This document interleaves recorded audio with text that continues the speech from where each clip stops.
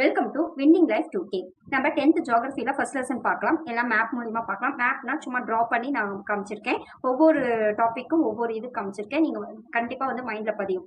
பாருங்கள், first lesson பாருங்க. India அமைவிடம், நிலத்தோற்றம் மற்றும் வடிகால் அமைப்பு. ஃபர்ஸ்ட் அறிமுகத்துல என்ன கொடுத்துருக்காங்கன்னு பாத்தீங்கன்னா, இந்தியாவோட பரப்பளவு இருக்கு பாருங்க. மொத்தம் 32,87,263 சதுர கிலோமீட்டர் இருக்கு. இப்ப இந்த பரப்பளவு வச்சு உலகத்துல வந்து 7வது இடமா காணப்படுது. ஆசிய கண்டத்துல 2வது இடமா காணப்படுது. இப்ப எவ்வளவு சதுர கிலோமீட்டர் பார்த்திருக்கோம்? 32,87,263 சதுர கிலோமீட்டர் பார்த்திருக்கோம். இது வந்து புவியில மொத்த பரப்பளவுல எவ்வளவு சதவீதம் பாத்தீங்கன்னா 2.4%. இப்ப இந்தியாவையும் ஆசியா கண்டத்தையும் பிரிக்கிறது எதுனா இமயமலையால் தான் பிரிக்கிறாங்க. அப்புறம் பாருங்க, பல நாடுகளோட பரப்பளவு பார்த்தீங்கன்னா கம்மியாக தான் இருக்கும். அதோட பரப்பளவு எதை விட கம்பேர் பண்ணும்போது பார்த்தீங்கன்னா, இந்தியாவில் இருக்க பல மாநிலங்களோட பரப்பளவை விட கம்பேர் பண்ணும்போது பல கண்ட்ரிஸ் வந்து குறைவாக தான் இருக்கு. அதாவது நம்ம இந்தியாவில் இருக்க மாநிலங்களோட பரப்பளவு அதிகமாக காணப்படுது அப்படிங்கிறத கொடுத்துருக்காங்க. இதுதான் அறிமுகத்தில் ஃபர்ஸ்ட் பேராகிராஃப்ல இதை கொடுத்துருக்காங்க. நீங்க வந்து புக்ல பார்த்தீங்கன்னா உங்களுக்கு புரியும். அடுத்தது பாருங்க, நில எல்லை அப்படின்னு கொடுத்துருக்காங்க. நில எல்லையில இப்ப இது மேல இருக்கிறது ஃபுல்லாவே நிலம். அப்ப நில எல்லை பார்க்கலாம். இந்த எல்லையில பாருங்க, வடமேற்கு சைட்ல பாகிஸ்தான் இருக்கு. அதே இது பாத்தீங்கன்னா வடமேற்கு சைட்ல பாகிஸ்தானும் ஆப்கானிஸ்தானும் இருக்கு. இந்த சைட்ல இருக்கு. அப்படியே வடமேற்கு சைட்ல பாகிஸ்தானும் ஆப்கானிஸ்தானும் இருக்கு. இதே வந்து வடக்கு சைடுன்னு பாத்தீங்கன்னா சீனா, நேபாளம், பூடான், இந்த மூணுமே பாத்தீங்கன்னா வடக்கு சைடு இருக்கு. இதே கிழக்கு சைடுன்னு பாத்தீங்கன்னா வங்காளதேசமும் மியான்மரும் இருக்கு. இது கிழக்கு சைடு. அப்ப பாருங்க, நில எல்லை வந்து எது ஜாயிண்ட் ஆயிருக்குன்னா பாகிஸ்தான், ஆப்கானிஸ்தான், சீனா, நேபாளம், பூடான், வங்காளதேசம், மியான்மர், இதெல்லாம் தான் நில எல்லைய பண்ணியிருக்கு. அப்ப மொத்தம் இதோட கிலோமீட்டர் பாத்தீங்கன்னா 15,200 கிலோமீட்டருக்கு. நில எல்லை மட்டும் பாத்தீங்கன்னா 15,200 கிலோமீட்டர் இருக்கு. இப்ப அதிகமா வந்து இந்தியாவோட நில எல்லை பகிர்ந்திருக்கிறது பாத்தீங்கன்னா வங்காளதேசம் 4,156.6 கிலோமீட்டர். 4,156.6 கிலோமீட்டர். இதே பாத்தீங்கன்னா ஆப்கானிஸ்தான் பாத்தீங்கன்னா 106 கிலோமீட்டர். அதாவது ஹாஸ்பிட்டலுக்கு போகணும்னா 108, ஆப்கானிஸ்தானுக்கு போகணும்னா 2 கம்மி 106 அப்படின்னு நம்ம வச்சுக்கலாம். வங்காளதேசம் பாத்தீங்கன்னா 4, 5, 6 நடுவுல 4க்கும் 5க்கும் வங்கு மாதிரி ஒண்ணு போயிடுது. அப்ப 4,156.6 கிலோமீட்டர் இருக்கு. இதுதான் பாத்தீங்கன்னா நில எல்லை. அடுத்தது நீர் எல்லையை பார்க்கலாம். அடுத்தது பாருங்க, நீர் எல்லை பார்க்கலாம். இப்ப நீர் எல்லைனா நம்ம நீர் வந்து இந்தியாவில் வந்து கீழாக தான் இருக்கு. அப்ப கீழாக இருக்கும்போது பார்க்கலாம். அப்ப இந்த கீழே சைடு ஃபுல்லாவே இந்த நீர்நிலை.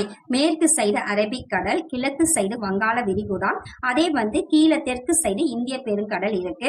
இது மொத்த பாத்தீங்கன்னா நில எல்லை வந்து 15,200 கிலோமீட்டர் பார்த்தோம். அப்ப நீர் எல்லைன்னு பாத்தீங்கன்னா 6,100 கிலோமீட்டர் இருக்கு.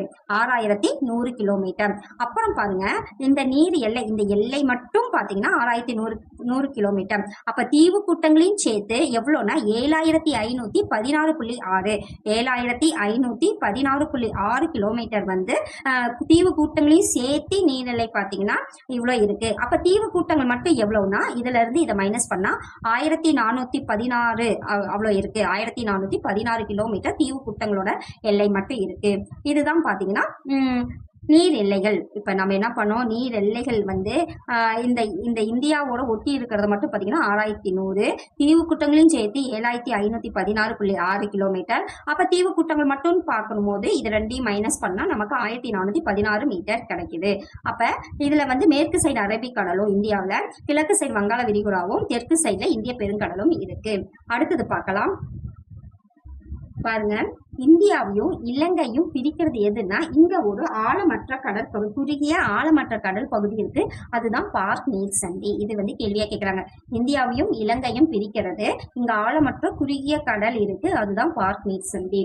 அடுத்தது பார்க்கலாம், இந்தியாவோட துணை கண்டம். அப்ப துணை கண்டம் அப்படின்னு பாத்தீங்கன்னா இந்த இடத்துல ஆப்கானிஸ்தானும் வராது, சீனாவும் வராது. இந்த துணை கண்டம் அப்படிங்கறதுல என்னென்ன வராது, இங்க இருக்கிற ஆப்கானிஸ்தானும் வராது, இங்க இருக்கிற சீனாவும் வராது. அப்ப என்னென்ன இது மட்டும் சேர்ந்தா துணை கண்டம் சொல்றேன்னா, இங்க பாகிஸ்தான், அப்படியே இங்க வந்த நேபாளம், பூடான், இங்க வங்காளதேசம், மியான்மர், அப்படியே கீழே வந்த இலங்கை, இதெல்லாம் சேர்ந்தாதான் துணை கண்டம். அப்ப இயற்கை நில அமைப்பு, காலநிலை, அப்புறம் இயற்கை தாவரம், கனிமங்கள், மனித வளங்கள், இது 5ம் வந்து இந்தியாவுல காணப்படுறதுனால இந்தியா ஒரு துணை கண்டம். இந்தியாவோட துணை கண்டத்துக்கு என்னென்ன தேவைப்படுதோ அத்தனை எல்லாம் இந்தியாவுல இருக்கிறதுனால இந்தியா ஒரு துணை கண்டம்னு சொல்றாங்க. இந்தியா ஒரு துணை கண்டம்னா அதுல வந்து எந்தெந்த நாடுகள் வச்சு சொல்றாங்கன்னு பார்த்தா ஒரு 2 நாடு இருக்காது. ஒன்னு ஆப்கானிஸ்தான், இன்னொன்னு சீனா. இதுதான் இந்தியா துணை கண்டத்தின் பாக்குறோம். அடுத்தது பாத்தீங்கன்னா இப்ப வட அச்சம், கிழக்கு தீர்க்கம்னு பார்த்திருக்கோம். அச்சம் அப்படின்னா நம்ம இப்படி போற லைன் தான் அச்சம். தீர்க்கம்னா இப்படி ஸ்ட்ரெயிட்டா வரதான் தீர்க்கம். இதை பார்த்துக்கோங்க. அடுத்து பாருங்க, அமைவிடம் பார்க்கலாம். இப்ப அமைவிடத்துல பாத்தீங்கன்னா வட அச்சம் வந்து இங்க இருந்து இது வரைக்கும் வருங்களா. இப்ப வட அச்சம்னா இப்படி கோடு போறதுதான் அச்சம் சொல்லுவாங்க. இதுல வந்து 8 டிகிரி 4 மினிட்ஸ்ல இருந்து 37 டிகிரி 6 மினிட்ஸ், இங்க பாருங்க கீழே 37 டிகிரி 6 மினிட்ஸ் வரைக்கும். அதே தீர்க்கம் அப்படிங்கும் போது நமக்கு இப்படி ஸ்ட்ரெயிட்டா வரும் தீர்க்கம்னா. அப்ப இங்க 67 டிகிரி 7 மினிட்ஸ்ல இருந்து 97 டிகிரி 25 மினிட்ஸ் வரைக்கும் இருக்கிறது கிழக்கு தீர்க்கம். இப்படி வருது. இப்ப இதுதான் வந்து இந்தியா வந்து 8 டிகிரி 4 மினிட்ஸ்ல இருந்து கீழே 37 டிகிரி 6 மினிட்ஸ் வரைக்கும். அதே மாதிரி தீர்க்கம் பாத்தீங்கன்னா கிழக்கு தீர்க்கம் 68 டிகிரி 7 மினிட்ஸ்ல இருந்து 97 டிகிரி 75 மினிட்ஸ் வரைக்குமே இருக்கிறது அமைஞ்சிருக்கு. இந்த அச்சம் தீர்க்கத்தின்படி இந்தியா வந்து வடக்கு மற்றும் கிழக்கு அரைக்கோளத்துல அமைஞ்சிருக்கு. வடக்கு மற்றும் கிழக்கு அரைக்கோளத்துல இருக்கு. அதே பாருங்க, அடுத்தது இந்தியாவோட தென்கோடி முனை, அதாவது இந்தியாவோட தென்கோடி முனை நல்லா தெரிஞ்சுக்கோங்க. இந்தியாவோட தென்கோடினா இது ஃபுல்லாவே இது இந்தியா வரும். இந்த ஃபுல்லாவே இந்தியா வரும். இதுல தென்கோடி முனைனா இதுதான் இந்தியாவோட தென்கோடி முனை. இது பாருங்க பிக் மில்லியன் அப்படின்ட்டு பிக் மில்லியன்ட்டு முன்னாடி சொல்லிட்டு இருந்தாங்க. அதுக்கு பேர் இப்ப என்ன, இந்திரா முனை. இந்திரா முனை வந்து பிக் மில்லியன். இது எங்க இருக்குன்னா அந்தமான் நிக்கோபார்ல தான் இருக்கு. அந்தமான் பாருங்க பாருங்க இந்தியாவோட தென்முனை அப்படின்னு பாத்தீங்கன்னா தென்கோடி முனை பாத்தீங்கன்னா தென்கோடி, இந்தியாவின் தென்கோடி அப்படின்னு கேட்டாங்கன்னா பிக் மில்லியன் முன்னாடி சொல்லிட்டு இருக்காங்க. அது இப்போ வந்து இந்திரா முனைன்னு சொல்றாங்க. அது வந்து எந்த டிகிரியில இருக்குன்னா 6 டிகிரி 45 மினிட்ஸ்ல வட அச்சம். நல்லா ஞாபகம் வச்சுக்கோங்க. வட அச்சத்துல வட அச்சம்னா இப்படி போகும், இப்படி வட அச்சத்துல காணப்படுது. அது முன்னாடி பாத்தீங்கன்னா பிக் மில்லியன் சொல்றாங்க. இதுதான் இந்தியாவோட தென்கோடி முனை. அப்ப தென்கோடினா பிக் மில்லியன், இந்திரா முனைன்னு சொல்றாங்க. இது அந்தமான் நிக்கோபார்ல இருக்கு. 6 டிகிரி 45 மினிட்ஸ். இது வட அச்சம். இதே நல்லா பாத்துக்கோங்க. இதே இந்தியாவின் நில அமைப்போட தென்கோடி, நிலப்பகுதியோட தென்கோடி. அப்ப நிலம்னா இதுதான். இந்த ஃபுல்லாவே பாத்தீங்கன்னா பாருங்க, இது நிலம்னா இது ஃபுல்லாவே நிலம், இது மட்டும்தான். அப்ப இந்த நிலத்துல தென்கோடி எதுன்னு பாத்தீங்கன்னா குமரி முனை. இந்த நிலத்துல தென்கோடி முனை குமரி முனை. அப்ப குமரி முனைங்களா. அடுத்தது வடமுனை அப்படின்னு பாத்தீங்கன்னா மேல பாத்தீங்கன்னா இந்திரா கோள் இருக்கு. இந்திரா கோள் வடமுனைன்னு கேட்டாங்கன்னா இந்திரா கோள். தென்முனை நிலப்பகுதியோட தென்முனைனா குமரி முனை. இந்தியாவோட தென்கோடின்னா பிக் மில்லியன், இந்திரா முனைன்னு சொல்றாங்க. இந்த இந்திரா கோள் எங்க இருக்குன்னா லடாக்ல இருக்கு. இந்திரா கோள் எங்க இருக்கு, லடாக்ல இருக்கு. இதுதான் பாத்தீங்கன்னா இது ஒரு பேராகிராஃப்ல இருக்கும். அடுத்தது பாத்தீங்கன்னா வடக்கே இருக்கிற இந்த இந்திரகோள் எங்க இருக்கு, லடாக்ல இருக்கு.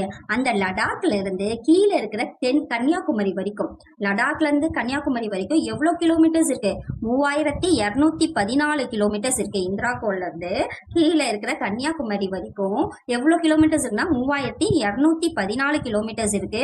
அதே குஜராத்ல இருக்கிற ரான் ஆஃப் கட்ச் முதல் இந்த பக்கம் இருக்கிற கிழக்குல இருக்கிற அருணாச்சல பிரதேசம் வரைக்கும் எவ்வளவு கிலோமீட்டர்ஸ்னா 2933 கிலோமீட்டர்ஸ் இருக்கு. இதுதான் பாத்தீங்கன்னா இந்த வந்து இந்திராகோள்ல இருந்து இது 3214, இந்த குஜராத்ல இருந்து ரான் ஆஃப் கட்ச் பாத்தீங்கன்னா 2933 கிலோமீட்டர் இருக்கு. அடுத்தது பாத்தீங்கன்னா நம்ம வந்து வட அச்சம். நம்ம இதுல வந்து நம்ம வட அச்சம், அதாவது இது வெப்பமா இல்ல மித வெப்பமா அப்படின்னு கண்டுபிடிக்கிறதுக்கு வட அச்சம் யூஸ் பண்ணுமா இல்ல கிழக்கு தீர்க்கம் யூஸ் பண்ணுவான்னு பாத்தீங்கன்னா வட அச்சம். இதை நல்லா தெரிஞ்சுக்கோங்க, வட அச்சம். இப்ப இங்க ஒரு வட அச்சம் கோள் போகுது, நான் அப்ராக்சிமேட்டா போட்டிருக்கேன். இப்ப பாத்தீங்கன்னா வட அச்சம் வந்து 23 டிகிரி 30 மினிட்ஸ். இதை வந்து இது என்னன்னா கடக ரேகைன்னு சொல்லுவாங்க. இது வந்து கடக ரேகை. அப்ப வட அச்சம் எது, 23 டிகிரி 30 மினிட்ஸோட வட அச்சம் வந்து என்னன்னு சொல்றாங்க, கடகரேகை. இது வந்து இந்தியாவுக்கு நடுவுல போகுது. அப்படி போகும்போது இதோட தென்பகுதி பாத்தீங்கன்னா வெப்ப மண்டலமாகவும், இதோட வடப்பகுதி பாத்தீங்கன்னா இதை பிரிக்குது, இந்தியாவை பிரிச்சு தென்பகுதியை வெப்ப மண்டலமாகவும் வடப்பகுதியை மித வெப்ப மண்டலமாகவும் காணப்படுது.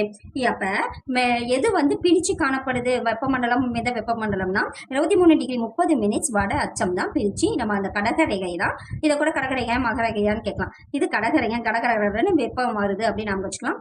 அதுதான் வந்து பிரிச்சு காணப்படுது. காணப்படுது. அப்ப இந்தியாவோட ஸ்டேட்ஸ் பாத்தீங்கன்னா 28, யூனியன் பிரதேசம் 8.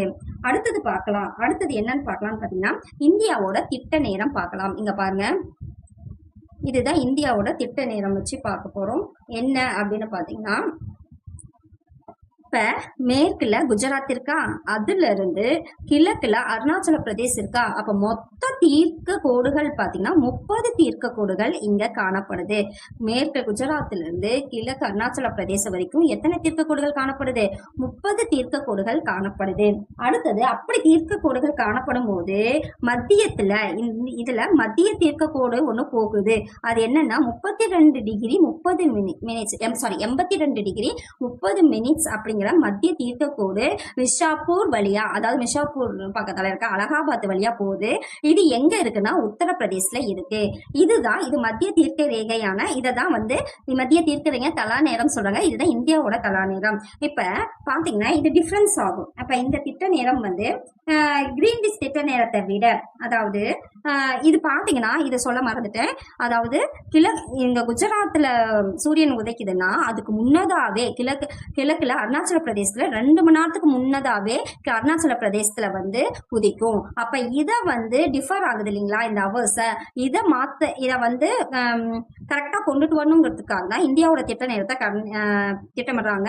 அது எதுல இருந்துன்னா இந்த மத்திய தீர்க்க ரேகை இருக்கு இல்லைங்களா 82 டிகிரி 30 மினிட்ஸ், அந்த தீர்க்க ரேகை வந்து மிஷாப்பூர் வழியா அலகாபாத்ல உத்தரப்பிரதேசத்துல போகிறதுனால அந்த டைம் தான் இந்தியாவோட திட்ட நேரம் வச்சுக்கிறாங்க. கிரீன்விச் திட்ட நேரம் இருக்கு இல்லைங்களா, கிரீன்விச் திட்ட நேரத்தை விட 5.5 மணி நேரம் வந்து முன்னதாகவே இந்தியாவோட திட்ட நேரம் அமையுதுன்னு சொல்றாங்க. இதுதான் நம்ம இந்தியாவோட வெப்பமண்டலமா மிக வெப்பமண்டலமான்னு பாக்குறது வட அச்சம். அதே வந்து இது வந்து டைமை வந்து பாக்குறது வந்து மத்திய தீர்க்க ரேகை, அதுதான் வந்து பண்றாங்க. இதுதான் பாத்தீங்கன்னா இது ஒரு இந்தியா திட்ட நேரம்ங்கிறது முடியுது. பாருங்க, ஆந்திராவோட கேபிட்டல் அமராவதி. அப்ப ஆந்திராவோட மறுசீரமைப்பு சட்டத்தின்படி 2024 வரைக்கும் ஆந்திரா தெலுங்கானாவுக்கு ஹைதராபாத் தான் கேபிட்டலா இருக்கும்னு சொல்லியிருக்காங்க. அடுத்தது பாத்தீங்கன்னா நம்ம பாக்குறது இந்தியாவோட முக்கிய இயற்கை அமைப்பு பிரிவுகளை பார்க்கலாம். பாருங்க, தெரியுதுங்களா? அப்ப இந்தியாவோட இயற்கை முக்கிய அமைப்பு பிரிவுகள்ல வடக்கு சைடு இமயமலை இருக்கு, மேற்கு சைடு பாலைவனம், கிழக்கு சைடு இயற்கை பாரம்பரியம் கொண்டு காணப்படுது, தெற்கு சைடு வந்து கடல்கள் வந்து காணப்படுது. அப்புறம் பாருங்க, இந்திய நிலத்தோற்றம் வந்து 5 பிரிவுகளா காணப்படுது. வடக்கு மலைகள் காணப்படுது, வடக்கு மலைகளுக்கு கீழே தெற்கு சைடு வடம்பெரும் சமவெளிகள் காணப்படுது, அதுக்கு கீழே தீபகற்ப பீடபூமி காணப்படுது, அடுத்தது பாத்தீங்கன்னா கடற்கரை சமவெளிகள் காணப்படுது, அப்புறம் தீவு கூட்டங்கள் காணப்படுது. இந்த 5 பகுதியையும் நம்ம இயற்கை நிலத்தோற்றமா 5 பிரிவுகளை நம்ம பார்க்க போறோம். ஃபர்ஸ்ட் நம்ம வந்து வடக்கு மலைகள்ங்கிறத பாக்குறோம். வடக்கு மலைகள் அப்படின்னா நமக்கு இமயமலை தான் சொல்றாங்க. பாருங்க, வடக்கு மலைகள். அப்ப இங்க வந்து இந்தியாவில வடக்கு சைட வந்து ஆசியா கண்டத்தை இந்தியாவையும் பிரிக்கிறது நம்ம இமயமலைன்னு பார்த்திருக்கோம். அதுதான் வந்து வடக்கு மலைகள்னு சொல்றாங்க. அப்ப இந்த வடக்கு மலை பாத்தீங்கன்னா ரொம்ப இளமையான காணப்படுது. அது உலகத்துல இளமையானதுன்னா சில மில்லியன் ஆண்டுகள் தான் வந்து உருவாயிருக்குன்னு சொல்லியிருக்காங்க. அப்புறம் மிக உயரமானதாகவும் காணப்படுது. இது மடிப்பு மலைகள் வந்து இருக்கு. புவி மேலோடு மடிப்புகளை மடிக்கப்பட்டு மடிப்பு மலையா காணப்படுது. மடிப்பு மலைகள் அப்படின்னு பாத்தீங்கன்னா ஆரவழி மலைத்தொடர். பாருங்க, ஆரவழி மலைத்தொடர் தான் இருக்கு. அதுதான் உலகிலேயே மிக பழமையான மடிப்பு மலைத்தொடர். அப்ப ஆரவழி மலைத்தொடர் தான் உலகிலேயே மிக பழமையான மடிப்பு தொடர். இது வந்து கேள்வியா கேட்கலாம். அடுத்தது பாருங்க, இது எப்படி வந்து உருவானுச்சு அப்படின்னு பாத்தீங்கன்னா, எப்படி வந்து உருவானுச்சு அப்படின்னா, புவி மேலோடு இருக்கு இல்லைங்களா, புவி மேல இருக்கிறது வந்து மடிக்கப்பட்டு மடிப்பு மலையா உருவாகுது. பாருங்க, மேற்கு சைட்ல சிந்து பள்ளத்தாக்கு இருக்கு, அதே கிழக்கு சைட்ல பிரம்மபுத்திரா பள்ளத்தாக்கு இருக்கு. அது வரைக்கும் எவ்வளவு கிலோமீட்டர்ஸ் நீண்டு இருக்கு? 2500 கிலோமீட்டர்ஸ் நீளம் காணப்படுது. மேற்கு சைட்ல சிந்து பள்ளத்தாக்குல இருந்து கிழக்கு சைடு பிரம்மபுத்திரா பள்ளத்தாக்கு வரைக்கும் 2500 கிலோமீட்டர் நீளம் இருக்கு. அதே வந்து இங்க மேல பாத்தீங்கன்னா பாருங்க கிழக்கு சைடு மேற்கு சைடு எவ்வளவு அகலம் காணப்படுதுன்னா 500 கிலோமீட்டர் அகலமும், இதே கிழக்கு சைடு 200 கிலோமீட்டர் அகலமும் காணப்படுது. அடுத்தது பாத்தீங்கன்னா பாமீர் முடிச்சுன்னு சொல்லுவாங்க. அப்ப பாமீர் முடிச்சு பாருங்க, அப்ப மத்த இணைந்த மலைத்தொடரும் இமயமலையும் இணைக்கிற பகுதி தான் பாமீர் முடிச்சு. பாமீர் முடிச்சு என்ன சொல்றாங்க, உலகின் கூரைன்னு சொல்லுவாங்க. அப்புறம் இது கிழக்கு சைடு வந்து இதுல இருந்து கிழக்கு சைடு வில் போன்ற அமைப்புல போகுது. இது ஆசியாவின் மலைத்தொடரையும் இமயமலையும் இணைக்கிற பகுதி தான் இந்த பாமீர் முடிச்சு. அடுத்தது பாருங்க வில் போன்ற அமைப்பு இருக்கு. அடுத்தது ஹிமாலயா அப்படின்னு எடுத்துக்கிட்டா பாருங்க, இமயமலைகளை ஹிமாலயான்னு சொல்றாங்க. இது சமஸ்கிருத மொழி. இதுல வந்து பனி உறைவிடம் அப்படிங்கிறது பொருள். சமஸ்கிருத மொழி, இது பனி உறைவிடம் அப்படிங்கிறது பொருள். அடுத்தது பாருங்க, வடக்கு மலையை வந்து 3 பிரிவுகளா பிரிச்சிருக்காங்க. இப்போ வடக்கு மலையை 3 பிரிவுகளா பிரிச்சிருக்காங்க. இது பாத்தீங்கன்னா மேற்கு சைடு வெஸ்டர்ன் இமாலயாஸ்ன்னு சொல்லுவாங்க. மேற்கு சைடு டிரான்ஸ் இமயமலை, மேல டான்ஸ் ஆடுறாங்க. அப்ப மேற்கு சைடு பாத்தீங்கன்னா டிரான்ஸ் இமயமலை. கிழக்கு சைடு பூர்வாஞ்சல், கிழங்கு வந்து பூ பூக்குது, அப்ப கிழங்கு வந்து பூர்வாஞ்சல். அடுத்தது சென்ட்ரல்ல இருக்க இமயமலை வந்து 3ஆ பிரிச்சிருக்காங்க. ஒண்ணு பாத்தீங்கன்னா பெரிய இமயமலை வந்து இமாத்ரி, பெரிய இமாத்ரி. சிறிய இமயமலை இமாச்சல். அடுத்தது வெளி இமயமலை வந்து சிவாலிக், லி அப்படின்னு ஞாபகம் வச்சுக்கலாம். அடுத்தது பாத்தீங்கன்னா ஃபர்ஸ்ட் வந்து நம்ம டிரான்ஸ் இமயமலையை பாக்குறோம். டிரான்ஸ் இமயமலை பாருங்க இங்க இருக்கு, தெரியுதுங்களா? டிரான்ஸ் இமயமலை. இப்ப டிரான்ஸ் இமயமலைன்னு எடுத்துக்கிட்டா, இப்ப இமயமலைக்கு வந்து வடக்கு சைடு இருக்கு. அப்ப இங்க இமயமலை இங்க பார்த்தோமா, இங்க இமயமலை இருக்கு. இமயமலைக்கு வடக்கு சைட்ல இருக்கிறது தான் டிரான்ஸ் இமயமலை. அந்த டிரான்ஸ் இமயமலை தான் நம்ம பாக்குறோம். டிரான்ஸ் இமயமலை தான் பாருங்க, டிரான்ஸ் இமயமலை தான் பாக்குறோம். அந்த பாருங்க, இது ஜம்மு அண்ட் காஷ்மீர் மற்றும் இதுல வந்து இது எங்க இருக்கு அப்படின்னு பாத்தீங்கன்னா ஜம்மு அண்ட் காஷ்மீர் மற்றும் திபெத்ல அமைஞ்சிருக்கு. இந்த டிரான்ஸ் இமயமலை எங்க இருக்கு, ஜம்மு அண்ட் காஷ்மீர் மற்றும் திபெத்ல அமைஞ்சிருக்கு. அதிகம் வந்து திபெத்ல காணப்படுறதுனால இது திபெத்தியன் இமயமலைன்னு சொல்றாங்க. இது பாருங்க மேற்கு சைடு கிழக்கு எல்லை, மேற்கும் கிழக்கும் பாத்தீங்கன்னா, அப்ப மேற்கு இங்க கிழக்கு சைடுன்னு பாத்தீங்கன்னா 200 மேற்கு சைடு 40 கிலோ, மேற்கு மற்றும் கிழக்கு எல்லை சுமார் 40 கிலோமீட்டர்லயும், அதே வந்து சென்ட்ரல்ல பாருங்க இங்கேயும் 40 இங்கேயும் 40, அதே சென்ட்ரல்ல 225 கிலோமீட்டரும் காணப்படுது. அங்க பாத்தீங்கன்னா 500 200 பார்த்தோம், சென்ட்ரல்ல நீளம் 2500 பார்த்தோம். இங்க வந்து அகலம் பாத்தீங்கன்னா 40 சென்ட்ரல்ல 225 கிலோமீட்டர் அகலத்துடன் காணப்படுது. இங்க மேக்சிமம் பாத்தீங்கன்னா பாறைகள் வந்து அதிகம் காணப்படுது. இங்க வந்து பாறைகள் அதிகமா காணப்படுது. அப்ப பாறைகள்னா டெர்ஷரி கிரானைட் பாறைகள். இந்த டெர்ஷரி கிரானைட் பாறைகள்னா கடல் அடியில வந்து உயிரினங்களை படிஞ்சு காணப்படுது இல்லையா, அதனால் உருவான பாறைகள் டெர்ஷரி கிரானைட் பாறைகள் வந்து காணப்படுது. இதுதான் பாத்தீங்கன்னா இந்தியாவின் மைய அச்சாக இருக்கு. அதாவது இந்தியாவில் இமயமலை தொடரில் மைய அச்சாக இருக்கிறது எதுனா இந்த டிரான்ஸ் இமயமலை. என்னது, டிரான்ஸ் இமயமலை தான். இதை கேட்கலாம், இமயமலையின் மைய அச்சாக ஃபர்ஸ்ட் சென்ட்ரல்ல வந்து இந்த டிரான்ஸ் தான். சரி, மை பூசிக்கிட்டு டான்ஸ் ஆடுறாங்க அப்படின்னு நம்ம வச்சுக்கலாம். இமயமலையின் மைய அச்சாக இருப்பது டிரான்ஸ் இமயமலை. அடுத்தது பாத்தீங்கன்னா இங்க இருக்கிற மலைத்தொடர்கள் அப்படின்னு பாத்தீங்கன்னா ஜாஸ்கர், லடாக், கைலாஸ், காரகோரம். இங்க வந்து லடாக்ல தான் இருக்கு.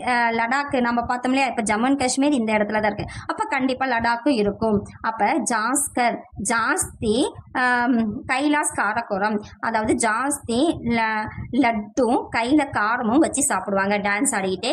ஜாஸ்தி லட்டு கையில வந்து காரமும் வச்சுட்டு டான்ஸ் ஆடுவாங்க அப்படின்னா ஜாஸ்கர், லடாக், கைலாஸ், காரகோரம். அப்ப இதுதான் வந்து நம்ம பார்த்துருக்கிறது. அடுத்தது பாத்தீங்கன்னா இமயமலை பத்தி பார்க்கலாம். இங்க பாருங்க, இப்ப இமயமலை பத்தி பார்க்கலாம். இமயமலை பாத்தீங்கன்னா வடக்கு மலைனா டோட்டலா அதுல மைய பகுதி தான் இந்த இமயமலை.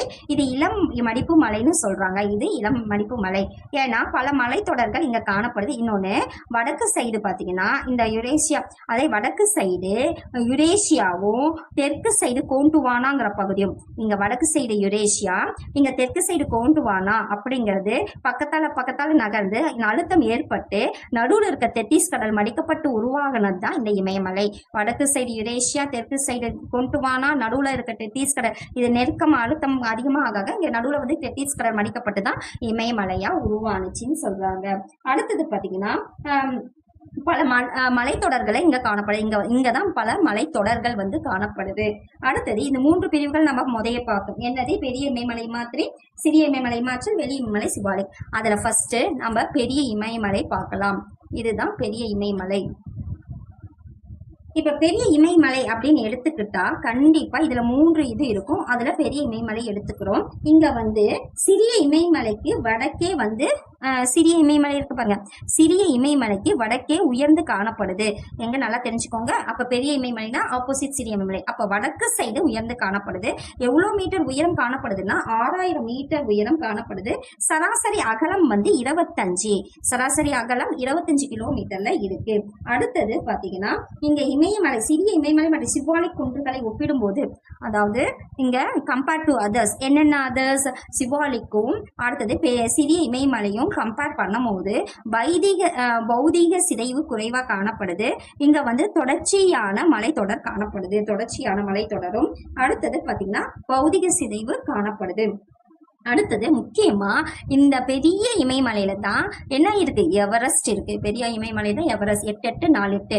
அது எங்க இருக்குன்னா நேபாளத்திலயும் சிக்கிம்லயும் நடுவில், அதாவது நேபாளத்துல மட்டும் இருக்கிறது எதுன்னா இந்த எவரெஸ்ட். கஞ்சன்ஜங்கா பாத்தீங்கன்னா நேபாளத்திலயும் இந்தியாவில இருக்க சிக்கிம்லயும் காணப்படுது. 85 அதாவது 88 நடுவுல 59 கிலோமீட்டர்ஸ். கஞ்சன்ஜங்கா வந்து நேபாளத்து சிக்கிமுக்கு இடையே அதிகமா காணப்படுது.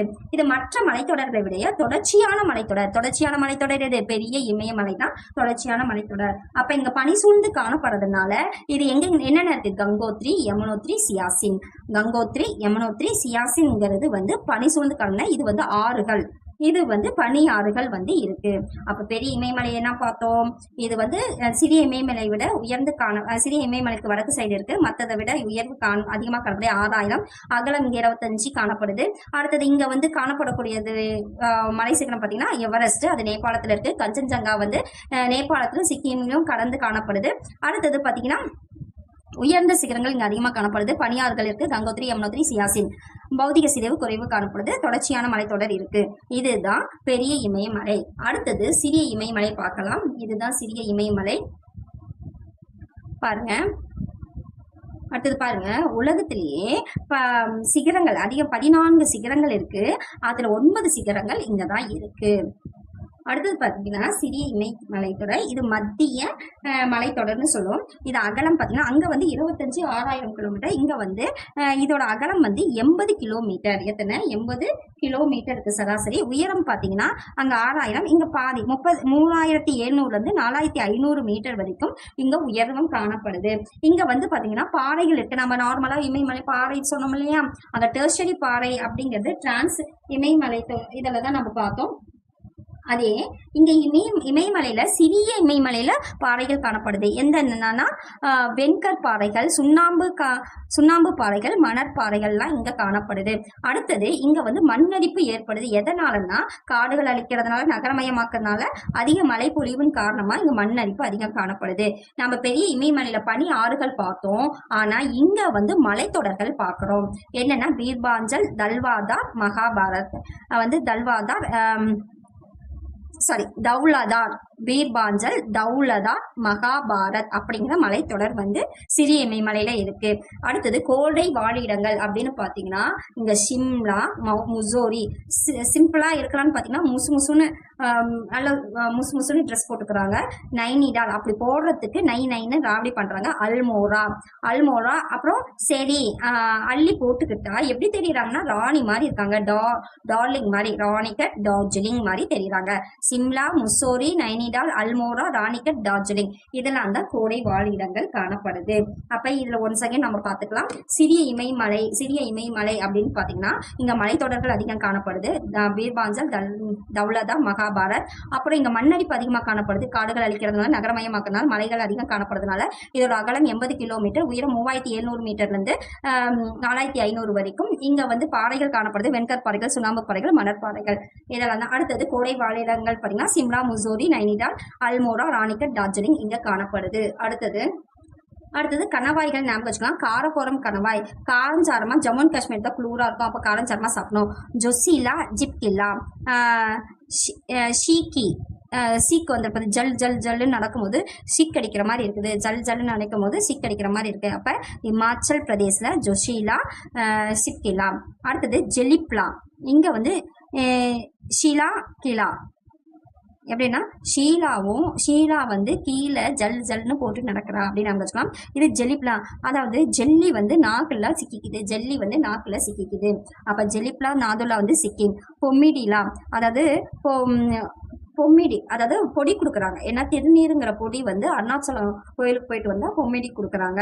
பாகிஸ்தானுக்கும் ஆப்கானிஸ்தானுக்கும் நடுவுல இணைக்கிற ஒரு கணவாய் எதுனா கைபர் கணவாய். கை கொடுத்து இணைக்கிறாங்க பாகிஸ்தானும் ஆப்கானிஸ்தானும் நடுவுல. அது பாகிஸ்தான்ல வந்து போலான் கணவாய் இருக்கு. அதுதான் இந்தியாவுக்கு துணை கண்டத்தின் முக்கிய கணவாயா இருந்தது. பாகிஸ்தான்ல இருக்கிறது போலான் கணவாய், பாகிஸ்தான் ஆப்கானிஸ்தான் இணைக்கிறது கைபர் கணவாய். அடுத்தது பாருங்க, அடுத்தது வெளி இமயமலை சிவாலிக் இருக்கு. இது பாத்தீங்கன்னா இந்த மலை தொடராது ஜம்மு அண்ட் காஷ்மீர்ல இருந்து அஸ்ஸாம் வரைக்கும் இருக்கு. வெளி இமயமலை வந்து ஜம்மு அண்ட் காஷ்மீர்ல இருந்து அஸ்ஸாம் வரைக்கும், வெளியில அஸ்ஸாம் ஓடிடு அப்படிங்கிறோம். அப்ப வெளியில வந்து ஜம்மு அண்ட் காஷ்மீர்ல இருந்து அஸ்ஸாம் வரைக்கும் இருக்கு. இது வந்து பாத்தீங்கன்னா இது வந்து ஆறுகளால் பகுதி வந்து ஆறுகளால் உருவாக்கப்பட்ட ஆறுகளால் உருவாக்குறாங்களா அந்த படிவுகளால் ஏற்படுது. இது பாத்தீங்கன்னா சராசரி உயரம் வந்து 900 இருந்து 1100 வரைக்கும், சராசரி பாத்தீங்கன்னா 1000 மீட்டர் இருக்கு. அப்ப இதோட அகலம் பாத்தீங்கன்னா மேற்கு சைட்ல 50 கிலோமீட்டரும் கிழக்கு சைட்ல 10 கிலோமீட்டரும் காணப்படுது. அடுத்தது இது தொடர்ச்சியற்ற மலைத்தொடர். இது என்னது? தொடர்ச்சியற்ற மலைத்தொடர். வெளியில இருக்கனால அப்பப்ப வெளியில போயிடுது, அப்ப தொடர்ச்சியற்ற மலைத்தொடர். அடுத்தது பாத்தீங்கன்னா குறுகலான நீண்ட பள்ளத்தாக்குகள் காணப்படுது. இங்க வந்து குறுகலான நீண்ட பள்ளத்தாக்குகள் காணப்படுது. சிறிய இமயமலைக்கும் வெளிப்புற இமயமலைக்கும் இடையில காணப்படுவது. அப்ப சிறிய இமயமலைக்கும் வெளிப்புற இமயமலைக்கும் காணப்படுவது இது. அடுத்தது பாத்தீங்கன்னா இந்த கிழக்கு சைட வந்து 2 இயர்ஸ் சொல்லுவாங்க, மேற்கு சைடு வந்து டூன்கள் சொல்லுவாங்க. வெளியில போய் வெளியில டூவா சுத்துறாங்க அப்படின்னு நம்ம அப்ப 2 இயர்ஸ் டூன்கள். மேல வந்து டன்னா வந்து பனிகள் இருக்கு, அப்ப டூன்கள். கீழே வந்து 2 இயர்ஸ் வந்து இருக்கு. இதுதான் வந்து பாத்தீங்கன்னா வெளி இமயமலை சிவாலிக். அடுத்தது பூர்வாஞ்சல் பார்க்கலாம். பூர்வாஞ்சல் பாருங்க, தெரியுதுங்களா? பாருங்க, பூர்வாஞ்சல்ங்கிறது கிழக்கு கிளை. இது வடகிழக்கு மாநிலங்கள காணப்படுது. இது வந்து வடகிழக்கு மாநிலங்கள பரவி இருக்கு. பெரும்பாலான குன்றுகள் மியான்மரும் இந்தியாவோட எல்லை பகுதியிலும் உட்புறத்திலும் காணப்படுது. இப்ப பாத்தீங்கன்னா உட்பகுதியில பரவி இருக்கு. இதுல மலைகள் பாத்தீங்கன்னா டாப்லா, அபோர், மிஸ்மி, பட்காபம், நாகா, மணிப்பூர், மிக்கோ, காரோ, காசி, ஜெயிந்தியா. இது எப்படி நாம வச்சுக்கலாம்? டாப்ல பூர்வாஞ்சல்னா கிழங்கு பூ எடுத்துட்டு டான்ஸ் ஆடுறாங்க. எதனாலனா டாப்பா அபோ 4 அடிக்கும் போது மிஸ் பண்ணா காயம் ஏற்படுது. அது எதனாலனா நாகா மணி வச்சிருக்கிறதுனால, மிக்கீர் காரம் அப்ப வந்து மணி வச்சிருக்கிறதுனால இது வந்து காயம் ஏற்படுது. அப்புறம் மிக்கீர், அதாவது முக்கியமா காரோ, காசி, ஜெயந்தியா. நம்ம இதுக்கு ஞாபகம் இருக்கும் இல்லையா? காரோ, காசி, ஜெயந்தியா, இந்த 3ம் காணப்படுது. அப்ப மலைகள் பாத்தீங்கன்னா அபோர், டாப்லா, அபோர், மிஸ்மி, பட்காபம், நாகா, மணிப்பூர், மிக்கீர், காரோ, காசி, ஜெயந்தியா, இதெல்லாம் மலைகள் காணப்படுது. அடுத்தது பாத்தீங்கன்னா இதெல்லாம் பூர்வாஞ்சல் மலைகள்னு சொல்றாங்க. இது மலைகள் வந்து பூர்வாஞ்சல் மலைகள்னு சொல்றாங்களா. அடுத்தது பாத்தீங்கன்னா வடகிழக்கு மாநிலங்கள் இருக்கு. பெரும்பாலான குன்றுகள் வந்து மியான்மர் இந்திய எல்லைக்குள்ள காணப்படுது. இதுதான் பூர்வாஞ்சல். அடுத்தது பாத்தீங்கன்னா இமயமலையின் முக்கியத்துவம் பார்க்கலாம். இமயமலைகள் பாத்தீங்கன்னா தென்மேற்கு பருவக்காற்றை தடுத்து வடகிழக்கு பகுதிக்கு கனமழை இருக்கு. தென்மேற்கு பருவக்காற்றை தடுத்து வடகிழக்கு பகுதிக்கு கனமழை தருது. இயற்கை அரணா காணப்படுது. வற்றாத நதி சிந்து, கங்கை, பிரம்மபுத்திரா காணப்படுது. அப்புறம் சுற்றுலா பயணிகள் சொக்கமா இருக்கு. பல்லுயிர் மண்டலத்துக்கு பெயர் பெற்றிருக்கு இமயமலை. அதாவது இது 8ஆ வரும். அடுத்தது பாத்தீங்கன்னா பல கோடை வாழிடங்கள், புனித தலம் பாத்தீங்கன்னா அமர்நாத், கேதார்நாத், பத்ரிநாத் காணப்படுது. வைஷ்ணவி தேவி, அப்புறம் பௌத்த, சமண, சீக்கிய தலங்கள் இங்க காணப்படுது. அப்புறம் வன பொருட்கள் வந்து சார்ந்த தொழிலுக்கு மூலப்பொருள் வந்து இங்கிருந்து தான் கிடைக்குது. அப்புறம் மத்திய ஆசியாவிலிருந்து வீசும் கடும் குளிர் காற்றை தடுத்து இந்தியாவுக்கு குளிர் பாதுகாப்பு தருது. இதுதான் இமயமலை முக்கியத்துவம். அடுத்தது வடபெரும் சமவெளிகள் பார்க்கலாம். நம்ம அடுத்தது பாத்தீங்கன்னா வடபெரும் சமவெளி பார்க்கலாம். வடபெரும் சமவெளி பாத்தீங்கன்னா வடக்கு மலை இருக்கு இல்லைங்களா? வடக்கு மலைங்கிறதே இமயமலை நம்ம பார்த்தோம். அதோட தென்புறம் பாத்தீங்கன்னா அது தென்புறம் வந்து பறந்து காணப்படுது. அப்ப வடக்கு மலைங்கிறதுனா இந்த தென்புறம் கீழே இதெல்லாம் படர்ந்து காணப்படுது. சிந்து இங்க சிந்து, இங்க வந்து கங்கை, இது பிரம்மபுத்திரா, அப்புறம் இதோட துணை ஆறுகள் இதெல்லாம் சேர்ந்து உருவாக்கப்பட்ட இந்த வண்டல் மண் படிவுகளால் வந்து இது உருவாகுது. இதுதான் உலகிலேயே மிக நீளமான அதாவது உலகிலேயே மிக வளமான சமவெளி அப்படின்னு பாத்தீங்கன்னா இந்த வடபெரும் சமவெளி தான். இதே பாத்தீங்கன்னா இதோட நீளம் சுமார் 2400 கிலோமீட்டர் நீளம் இருக்கு. இதோட அகலம் பாத்தீங்கன்னா மேற்கு சைட்ல 240 கிலோமீட்டர்ல இருந்து கிழக்கு சைட்ல 320 கிலோமீட்டர் வரைக்கும் இது பறந்து காணப்படுது. இது பாத்தீங்கன்னா இதோட பரப்பு வந்து 7 லட்சம் சதுர கிலோமீட்டர். இதோட பரப்பளவு 7 லட்சம் சதுர கிலோமீட்டர். அடுத்தது பாத்தீங்கன்னா வடபெரும் சமவெளி வந்து மேடு பள்ளம் கிடையாது, சமமான பரப்பா இது காணப்படும். இது வந்து இமயமலை இருக்கு இல்லைங்களா? இமயமலையும் மற்றும் விந்திய மலைகள். இப்ப இங்க ஒரு விந்திய மலை இருக்குன்னு வச்சுக்கோங்க, இங்க இமயமலை இருக்கு. அப்ப இமயமலை மற்றும் விந்திய மலைகளின் ஆறுகளோட இந்த 2 ஆறுகள் இருக்கு இல்லைங்களா? இதனால படிய வைக்கப்படுது இல்லையா? அதனால உருவாகப்பட்டதுதான் இந்த வடபெரும் சமவெளிகள்.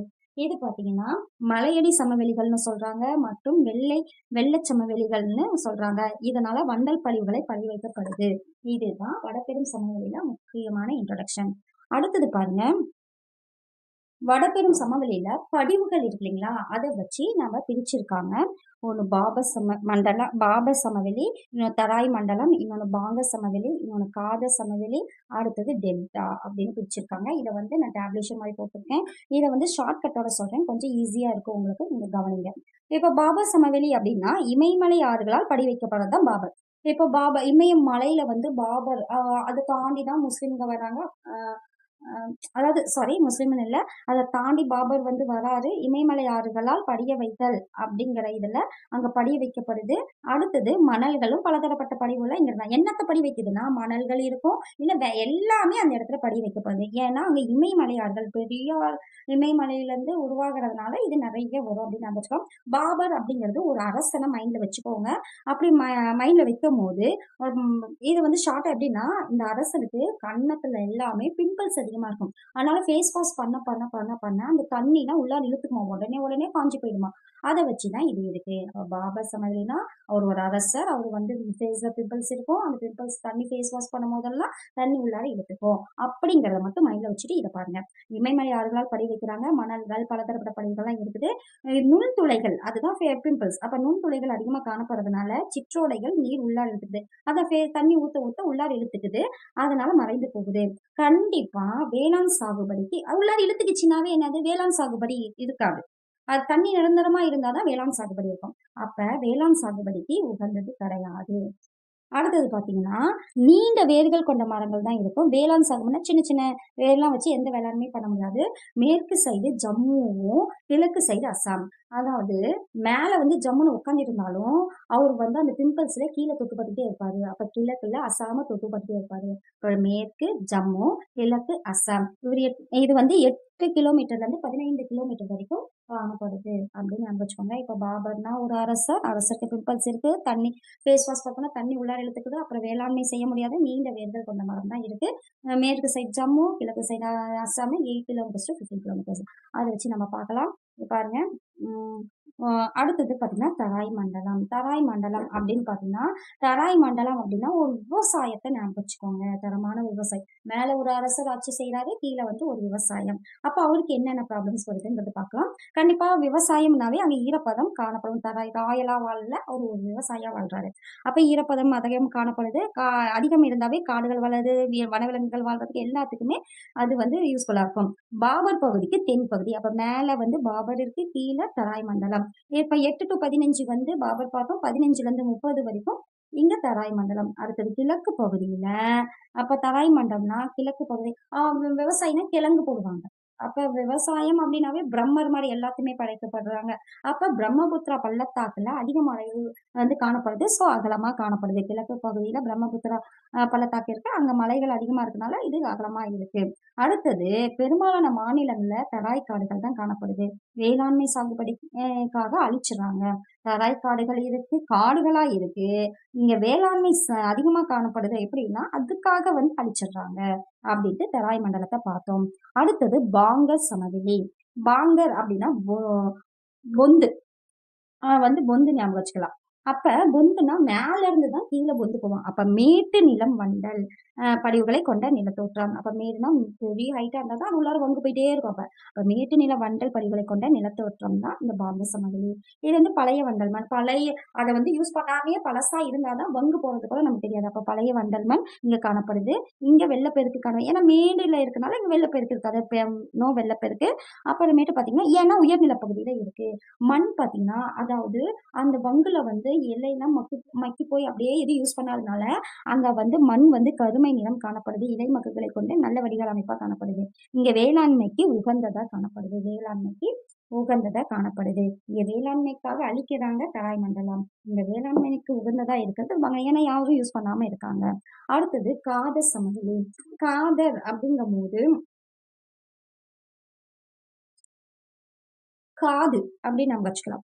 புதிய வண்டல் மண். அப்ப புதுசா அதாவது இது வந்து பெட் நில நம்ம வீட்ல எல்லாம் பெட் எல்லாம் வளர்க்குறோம் இல்லையா? அதுக்கு நல்லா காது கேட்குமா. அப்ப புதுசா வாங்குற பெட்டுக்கு நல்லா காது கேட்கும். அப்ப புதிய வண்டல் மண் காணப்படுது. இது காதர் அல்லது பெட் நிலம் வந்து சொல்றாங்க. மழைக்காலங்கள்ல ஒவ்வொரு ஆண்டும் புதிய வண்டல் படிவுகள் காணப்படுது. ஒவ்வொரு வருஷமும் என்னது புதுசு புதுசா ஒவ்வொரு வருஷமும் பெட்டு வாங்கிட்டே இருக்கும். அப்ப புதிய வண்டல் மண் காணப்படுது. காதர் அப்படின்னா இது வந்து மணல், களிமண், சேறு, வண்டலை கொண்ட வளமிக்க சமவெளி. என்னென்ன இருக்கு? வண்டல் மண்ணும் கிடையாது, சேரும் இருக்கு, களிமண்ணும் இருக்கு, மணலும் இருக்கு. எல்லாமே கலந்ததுதான் இந்த காதர். அடுத்தது டெல்டா அப்படின்னு பார்க்கலாம். டெல்டா அப்படிங்கும் போது கங்கையும் பிரம்மபுத்திரா ஆறுகள்ல முகத்வாரத்துல உருவாக்கப்பட்டது. கங்கையும் பிரம்மபுத்திரா ஆறுகள் இருக்கு இல்லையா? அதோட முகத்வாரத்துல உருவாக்கப்படுது. அது என்ன ஷேப்ல இருக்குன்னா முக்கோண வடிவ நிலப்பகுதியா இருக்கு. இதை என்ன டெல்டான்னு சொல்லுவாங்கன்னா சுந்தரவன டெல்டான்னு சொல்லுவாங்க. இதுதான் உலகின் மிகப்பெரிய அதிக வேகத்தில் உருவாகிற டெல்டா. மிகப்பெரிசாவும் இருக்கும், அதிகமாகவும் சீக்கிரமாகவும் உருவாகும். ஆறுகள் வந்து வேகம் குறையறதுனால படிவுகள் ஏற்படுது. இங்க வந்து புதிய வண்டல் மண் இருக்கும், பழைய வண்டல் மண் இருக்கும், சதுப்பு நிலங்களை கொண்ட ஒரு பகுதியா இருக்கு. இருங்க.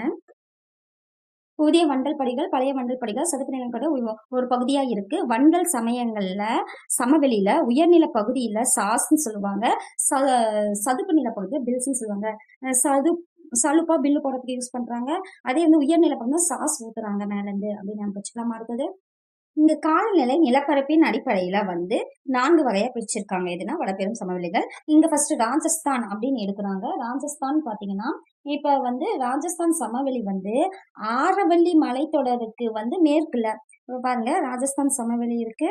இங்க வந்து ராஜஸ்தான் சமவெளி இருக்கு. இங்க வந்து ஆரவல்லி மலைத்தொடர் இருக்கு இல்லைங்களா? இப்போ ஆரவல்லி மலைத்தொடருக்கு மேற்கு சைட்ல வந்து உருவாகுது. மேற்கு சைட்ல ஏறத்தாழ வந்து 1,75,000 சதுர கிலோமீட்டர் பரப்பளவுல வந்து இது உருவாகுது. இது வந்து சமவெளி வந்து இப்ப வந்து ஆரவல்லி மலைத்தொடருக்கு மேற்கு சைடு, மேற்குனா இந்த சைடு, ஆரவல்லி மலைத்தொடருக்கு மேற்கு சைட்ல 1,75,000 சதுர கிலோமீட்டர் பரப்பளவுல உருவாகுது. இந்த சமவெளி பாத்தீங்கன்னா லூனி அப்படிங்கிற ஆறும் மறைந்து போன சரஸ்வதிங்கிற ஆறு படிவுகளால் உருவாகுது. இந்த படிவுகள் எப்படின்னா லூனி மற்றும் மறைந்து போன சரஸ்வதி ஆறுகளால் வந்து உருவாக்கப்படுது. இதுல வந்து பல உப்பு ஏரிகளும் இந்த இதுல காணப்படுது. இந்த லூனி ஏரி மட்டும் கிடையாது, பல உப்பு ஏரிகளும் இதுல வந்து காணப்படுது. அடுத்தது பாத்தீங்கன்னா ராஜஸ்தான் அப்புறம் ஜெய்ப்பூர் பக்கத்தால இப்ப ஜெய்ப்பூர் இருக்கு இல்லைங்களா? இப்ப ராஜஸ்தான்ல ஜெய்ப்பூர் இருக்கும். அங்க பக்கத்தால சாம்பார் ஏரின்னு ஒண்ணு இருக்கு. அது அல்லது புஷ்கர் ஏரின்னு சொல்லுவாங்க. பல உப்பு ஏரிகள் இங்க மணத்திட்டுகள் காணப்படுது. அதே ஜெய்ப்பூர் பக்கத்துல சாம்பார் ஏரியும் புஷ்கர் ஏரி வந்து சாம்பார் வந்து பொசி போச்சு. அப்ப சாம்பார் ஏரி அல்லது புஷ்கர் ஏரியும் இருக்கு. அடுத்தது பாத்தீங்கன்னா இந்திய பெரிய துணை கண்டத்துல பெரிய பாலை நிலம் இருக்கு. அதுதான் பாத்தீங்கன்னா தார் பாலை நிலம். அந்த வந்து இந்திய துணைகள்னா வடமேற்கு பகுதியில எந்த பகுதின்னு பாத்தீங்கன்னா வடமேற்கு. இங்க பாருங்க பெரிய இந்திய பாலைவனம் இருக்கு, தார் பாலைவனம். அது எங்கன்னா இந்திய துணைக்கண்டத்தின் வடமேற்கு பகுதியில அமைந்த வறண்ட பகுதி தான் இந்திய தார் பாலைவனம். இதோட பரப்பளவு பாத்தீங்கன்னா 2,00,000 சதுர கிலோமீட்டர் இருக்கு. இது இந்தியாவுக்கும் பாகிஸ்தானுக்கும் நடுவுல இயற்கை எல்லையா இருக்கு. பாலைவன பகுதியை வந்து மருஸ்தலின்னு சொல்லுவாங்க. அரை பாலைவன பகுதியை வந்து பாங்கர்னு சொல்லுவாங்க. பாலைவன பகுதி மருஸ்தலி, அரை பாலைவன பகுதி இங்க வந்து பாங்கர்னு சொல்லுவாங்க. இது ஒரு தாட்டி வந்து திரும்பவும் சொல்லிடுறேன். இந்த உலகின் 7வது பாருங்க உலகின் 7வது மிகப்பெரிய பாலைவனம் இதுதான் பாத்தீங்கன்னா இது பார்த்தீங்கன்னா பரப்பளவு 2,00,000 சதுர கிலோமீட்டர். இந்தியாவும் பாகிஸ்தான் நம்ம இதெல்லாம் பார்த்துட்டோம். இது ஆரவல்லி மலைத்தொடருக்கும் மேற்கு சைடில் ராஜஸ்தான் மாநிலம் இருக்கு இல்லைங்களா, அந்த பகுதியில் 3/2 பங்கு நிலப்பரப்ப இந்த பாலைவனம் இருக்கு.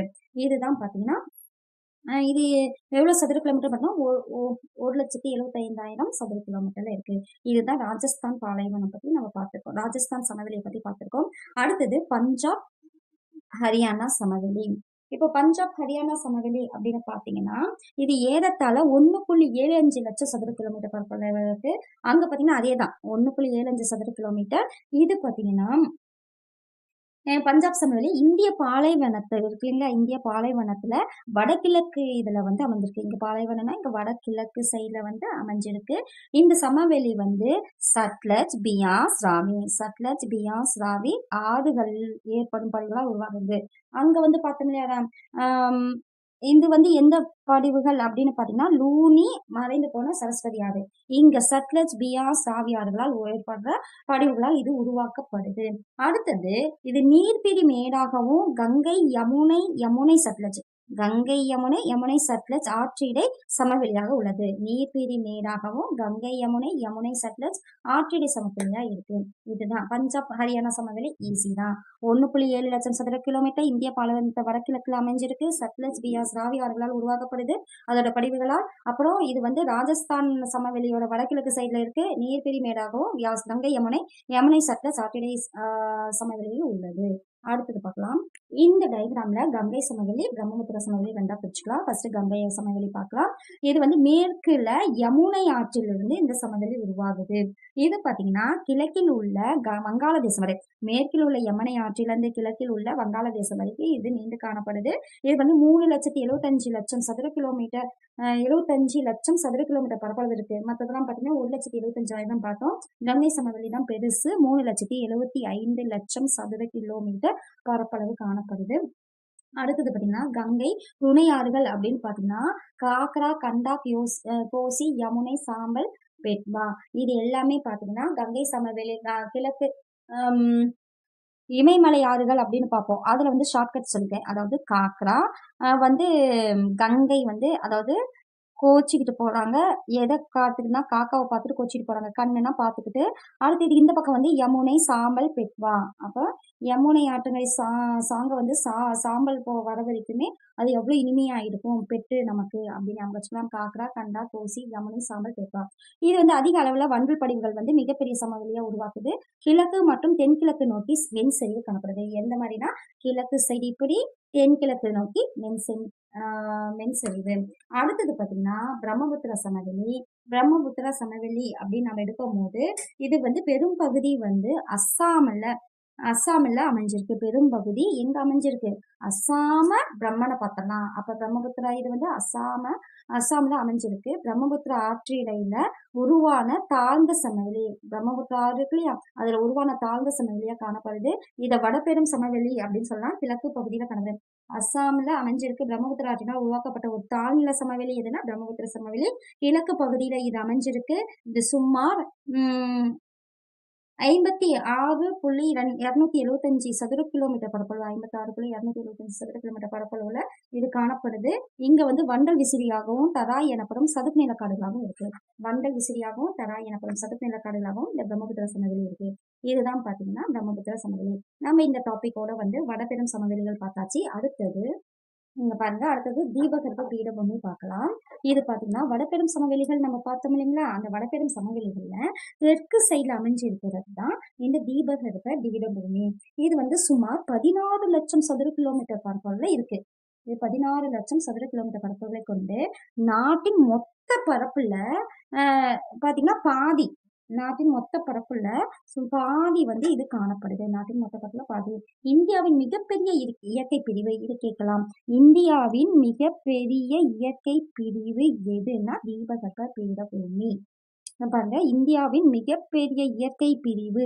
அப்ப இயற்கை பிரிவு 5 பார்த்தோம். ஆனா மிகப்பெரிய இயற்கை பிரிவுனா இந்த பீடபூமி தான், தீபகற்ப பீடபூமி தான். அடுத்தது பார்த்தீங்கன்னா, தீபகற்ப பீடபூமி வந்து தொன்மையான பாறை அமைப்பு, பல குன்றுகள், பல்வேறு சிறு பீடபூமிகள், அடுத்தது வந்து ஆற்று பள்ளத்தாக்குகள் எல்லாம் காணப்படுது. பாறை அமைப்பு, அம் பல குன்றுகள் காணப்படுது, சிறு பீடபூமிகள் காணப்படுது, ஆற்று பள்ளத்தாக்குகள்லாம் காணப்படுது. அடுத்தது வடமேற்கு இப்போ வடமேற்கு பகுதியில இப்ப பீடபூமி இங்க இருக்குன்னா, வடமேற்கு பகுதியில ஆரவள்ளி மலைத்தொடர் இருக்கு. ஆரவள்ளி மலைத்தொடர் வடக்கு மற்றும் வடகிழக்கு பார்த்தீங்கன்னா, இப்ப ஆரவள்ளி மலைத்தொடர் இருக்குங்களா, இங்க இந்த தீபகற்ப பீடபூமியோட சைட்ல வடமேற்கு சைட்ல. அதுக்கப்புறம் வடக்கு சைடு அப்படின்னு நம்ம மூவ் பண்ணும்போது, வடக்கு சைடும் வடகிழக்கு. வடக்கு சைடு பார்த்தீங்கன்னா பண்டல்கண்ட். வடக்கு சைடு பண்டல்கண்ட். உயர்நில பகுதி. அப்ப வடக்கு சைடு இதோட வடக்கு சைடு என்னது? இதோட வடக்கு சைடு பண்டல்கண்ட் உயர்நில பகுதி. அடுத்தது வடக்கு மற்றும் வடகிழக்கு அம் தைமூர் ராஜ்மஹால் குன்றுகள் அப்படின்னு பார்த்தீங்கன்னா, இங்க அடுத்தது பார்த்தீங்கன்னா, இதுக்கு வடக்கு சைடு பண்டல்கண்ட் உயர்நில பகுதி. அப்படியே வடகிழக்குன்னு போனா தைமூர், ராஜ்மஹால் குன்றுகள்லாம் இங்க காணப்படுது. அடுத்தது பார்த்தீங்கன்னா, மேற்கு தொடர்ச்சி மலை. இங்க பார்த்தீங்கன்னா, ஃபுல்லாவே இங்க மேற்கு தொடர்ச்சி மலைகள் இருக்கும். இங்க கிழக்கு தொடர்ச்சி மலைகள் இங்க காணப்படுது. அடுத்தது பீடபூமியின் எல்லைகளா எது அமைஞ்சிருக்குன்னா, மேற்கு தொடர்ச்சி மலைகள், கிழக்கு தொடர்ச்சி மலைகள், வந்து அடுத்தது வடமேற்கு மாரவள்ளி மலைத்தொடர், அப்படியே கிழக்கு வடக்கு சைடு பார்த்தீங்கன்னா பண்டல்கண்ட் உயர்நிலை பகுதி, அப்புறம் தைமூர், ராஜ்மஹால் குன்றுகள். இது எல்லாமே ஒரு அரண்களாக பீடபூமியோட எல்லைகளா இருக்கு. பீடபூமியின் பெரும்பகுதி பார்த்தீங்கன்னா, கடல் மட்டத்திலிருந்து இங்க எடுத்துக்கோங்க. பீடபூமியின் பெரும் பகுதி கடல் மட்டத்திலிருந்து சுமார் 600 மீட்டர் உயரத்தை கொண்டது. இங்க பார்த்தீங்கன்னா, ஆனைமலை இது இருக்கு பார்த்தீங்களா? ஆனைமலையில இங்க வந்து ஆனைமலை இருக்கும். இங்க பாருங்க. இப்ப தீபகற்ப பீடபூமியில உயரமான சிகரம் எதுன்னா ஆனைமுடி சிகரம். தீபகற்ப பூமியில உயரமான சிகரம் ஆனைமுடி சிகரம். எவ்வளவு உயரம்னா 2695 மீட்டர் உயரம் காணப்படுது. இது எங்க இருக்கு அப்படின்னு பாத்தீங்கன்னா ஆனைமலையில அமைஞ்சிருக்கு. எங்கன்னா ஆனைமலையில. என்ன மலை? ஆனைமலையில ஆனைமுடி சிகரம் இருக்கு. அதுதான் தென் தீபகற்ப பூமியில உயரமான சிகரம். இன்னொன்னு தென்னிந்தியாவின் உயரமான சிகரம்னு சொல்றாங்க. அடுத்தது பாத்தீங்கன்னா, மேற்கிலிருந்து இந்த பீடபூமி மேற்குல இருந்து கிழக்கு நோக்கி சரிக்குது. இந்த பீடபூமி எப்படி இருக்கு? மேற்குல இருந்து கிழக்கு நோக்கி சரிவா காணப்படுது. ம். பாருங்க, இந்த தீபகற்ப பீடபூமி வந்து மேற்குல இருந்து கிழக்கு நோக்கி சரிவு காணப்படுது. அடுத்தது பார்த்தீங்கன்னா, இது வந்து மேற்கு ஆறுகள் தோன்றி கிழக்கு வங்காள விரிகுடாவுல கலக்கறதுனால ஏற்படுது. அதே மாரி மூப்பின் காரணமா ஆழமற்ற பள்ளத்தாக்கு எல்லாமே இங்க வந்து அகலமா காணப்படுது. அடுத்தது பார்த்தீங்கன்னா, இங்க நர்மதை ஆறு இருக்கு இல்லைங்களா? இந்த நர்மதை ஆறு தான் 2ஆ பிரிக்குது. நர்மதை ஆறு இந்த தீபகற்ப பீடபூமிய இரு பெரும் பிரிவுகளா பிரிக்குது. தென் பகுதியில வந்து மத்திய உயர்நிலங்கள் அப்படின்னு சொல்றாங்க. இதே வந்து அதாவது வடபகுதியில வந்து மத்திய உயர்நிலங்கள்னு சொல்றாங்க. இதே தென்பகுதியில தக்காண பீடபூமி. தென்பகுதியில பார்த்தீங்கன்னா, தக்காண பீடபூமின்னு பிரிக்கிறாங்க. விந்திய மலைக்கு தென்பகுதியில இப்ப விந்திய மலை அப்படின்னு பார்த்தீங்கன்னா, இங்க இருக்கு விந்திய மலை. இந்த விந்திய மலையில பார்த்தீங்கன்னா, தென்பகுதியில பாயும் ஆறுகள் வந்து தென்பகுதியில பாயும் எப்ப விந்திய மலைங்கிறதுனா தென்பகுதியில பாயும் ஆறுகள் வந்து கோதாவரி, கோதாவரி, காவிரி, அ மகாநதி, கிருஷ்ணா. இங்க பாருங்க. விந்திய மலைக்கு தென் பகுதியில பாயும் ஆறுகள் பார்த்தீங்கன்னா, கோதாவரி, காவிரி, மகாநதி, கிருஷ்ணா. இதெல்லாம் எப்படி இருக்குன்னு நம்ம பின்னாடி பார்த்துக்கலாம். அடுத்தது பார்த்தீங்கன்னா, விந்திய மலையில தென்பகுதியில் உள்ள விந்திய மலை இருக்கு இல்லைங்களா? அப்ப தென் பகுதியில பிளவு பள்ளத்தாக்கின் வழியா நர்மதை ஆறு மற்றும் தபதி வந்த ஆறுகள் மேற்கு நோக்கி பாய்ந்து மேற்கு நோக்கி பாய்ந்து நர்மதை ஆறும், தபதி ஆறும் மேற்கு நோக்கி பாய்ந்து அரபிக்கடல்ல கலக்குது. இதுதான் பார்த்தீங்கன்னா தீபகற்ப பீடபூமி. இப்போ ஒன்ஸ் அகைன் எல்லாமே ஒரு தாட்டி ரீகால் பண்ணிக்கோங்க.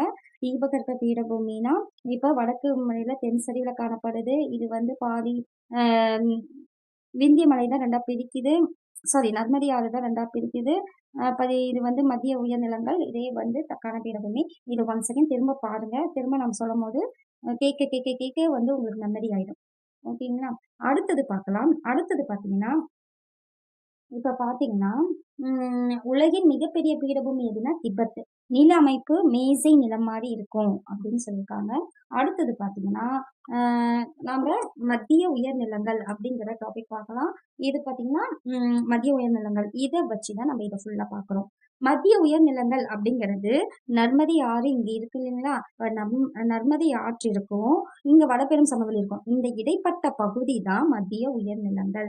அடுத்தது இப்பகுதியில வடக்கு மற்றும் வடமேற்கு எல்லை இந்த பகுதி இருக்கு இல்லைங்களா? அப்ப இது வடக்கு சைடும் வடமேற்கு எல்லை சைடும் நம்ம பார்த்தோம்னா வடக்குல இப்போ வடக்கு சைடு பார்த்தீங்கன்னா என்ன இருக்கு அப்படின்னு பார்த்தீங்கன்னா ஆரவழி மலைத்தொடர் இங்க வந்து போட்டுக்கோங்க. வடக்கு சைடு ஆரவழி மலைத்தொடர் அப்படின்னு அதுவும் அடுத்தது வடமேற்கு எல்லை வடமேற்கு இந்த சைட்ல பார்த்தீங்கன்னா எல்லையில வந்து வடக்கு மற்றும் வடமேற்கு அப்ப வடக்கு சைடும் வடமேற்கு சைடும் வாரவழி மலைத்தொடர் இருக்கு அமைஞ்சிருக்கு. இந்த மலைத்தொடர் வந்து வடமேற்காக எப்படி இருக்குன்னா வடமேற்காக குஜராத் குஜராத் இருக்கு இல்லைங்களா? இங்க பாருங்க இந்த மலைத்தொடர். இப்ப மத்திய உயர்நிலங்கள் வந்து மேல வந்து வடக்கு சைடு வடபெரும் சமவெளி இருக்கு, கீழே நர்மதையும் இருக்கு. இந்த ரெண்டு பக்கமும் சேர்ந்துதான் மத்திய உயர்நிலங்கள். இது பாத்தீங்கன்னா இது வடக்கு சைடும் வடமேற்கு சைடும் பாத்தீங்கன்னா ஆரவழி மலைத்தொடர் இருக்கு. இந்த மலைத்தொடர் வந்து எதுல இருந்து எது வரைக்கும் இருக்குன்னா குஜராத் ராஜஸ்தான் டெல்லி இப்படி நீட்டமா இருக்கு. மொத்த கிலோமீட்டர் 700 கிலோமீட்டர் வரைக்கும் இருக்கு. இதுவரை நீண்டு இருக்கு. அடுத்தது வடக்குல டெல்லிக்கு பக்கத்தால வடக்குல டெல்லி இருக்கு இல்லைங்களா? அந்த டெல்லிக்கு பக்கத்தால தென்மேற்குல வந்து பாத்தீங்கன்னா 1500 மீட்டர் உயரத்தை கொண்டிருக்கு. இங்க பாத்தீங்கன்னா சுமார் 400 மீட்டர் பாருங்க ஆரவழி மலைத்தொடருக்கு பாத்தீங்களா? அப்ப குஜராத் ராஜஸ்தான் டெல்லிக்கு வடக்கு சைடு 400 மீட்டர் உயரமும் தென்மேற்கு சைடு 1500 மீட்டர் உயரமும் காணப்படுது. ஆரவழி மலைத்தொடரின் மிக உயரமான சிகரம் அப்படின்னு பாத்தீங்கன்னா கூரிசிகர். ஆரவழி மலைத்தொடரின் மிக உயரமான சிகரம் கூரிசிகரம். ஆனைமலையில வந்து இருக்கிறது ஆனைமொழி சிகரம். இது வந்து ஆரவழி மலைத்தொடர்ல குருசிகர். இது 1722 மீட்டர் இது காணப்படுது. இதுதான் பாத்தீங்கன்னா மத்திய உயர்நிலங்கள். ஒரு தடி பார்க்கலாம். வடபெரும் சமவெளிக்கும் நர்மதைக்கும் இடைப்பட்ட பகுதி தான் மத்திய உயர்நிலைப்படங்கள். இதுக்கு வடக்கு சைடு ஆரவழி மலைத்தொடர் இருக்கு. ஆரவழி மலைத்தொடர் பார்த்தீங்கன்னா குஜராத் ராஜஸ்தான் டெல்லி அப்படியே நீண்டு போகுது. அதுல வடக்கு சைடு 400 மீட்டர் உயர்ந்து காணப்படுது. தென்மேற்கு சைடு 1500 மீட்டர் காணப்படுது. இது இந்த ஆரவழி மலைத்தொடர் மிக உயரமான சிகரம் குரு சிகரம் 1722 மீட்டர் வரைக்கும் காணப்படுது. இதுதான் பாத்தீங்கன்னா வடபெரும் மத்திய உயர்நிலங்கள். அடுத்தது தென்மேற்கு பகுதியில இன்னமும் மத்திய உயர்நிலங்கள்ல கொஞ்சம் பாதி இருக்கு. அது என்னன்னா மத்திய உயர்நிலை பகுதியில மேற்கு சைடு பாத்தீங்கன்னா மேற்கு பகுதியில் உள்ள அதாவது மத்திய உயர்நிலை பகுதியில மத்திய மாளவ பீடபூமின்னு சொல்றாங்க.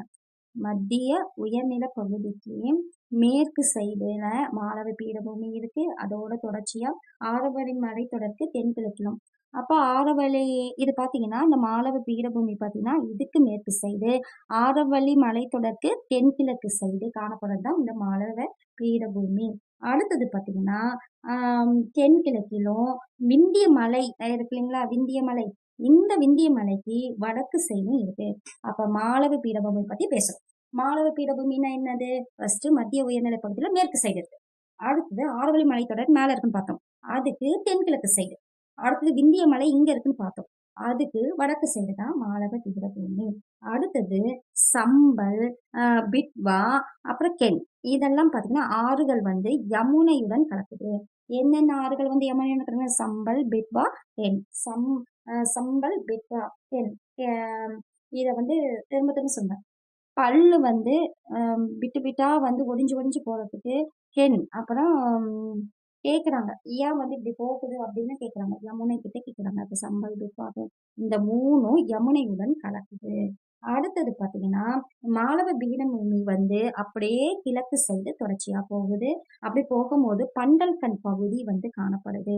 அப்புறம் அதோட தொடர்ச்சி பாகல்கண் மாளவ பீடபூமி பண்டல்கண் அப்புறம் தொடர்ச்சி பாகல்கண்.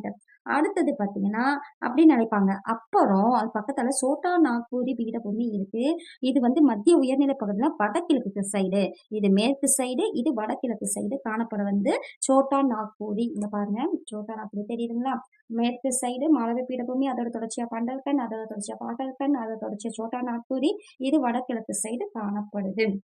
அடுத்தது இந்த பீடபூமி வந்து ஜார்க்கண்ட் மாநிலம். இந்த பீடபூமி இருக்கு இல்லைங்களா, இந்த சோட்டா நாக்பூர் பீடபூமி வந்து எங்க இருக்கு அப்படின்னா ஜார்க்கண்ட்ல பெரும் பகுதி காணப்படுது.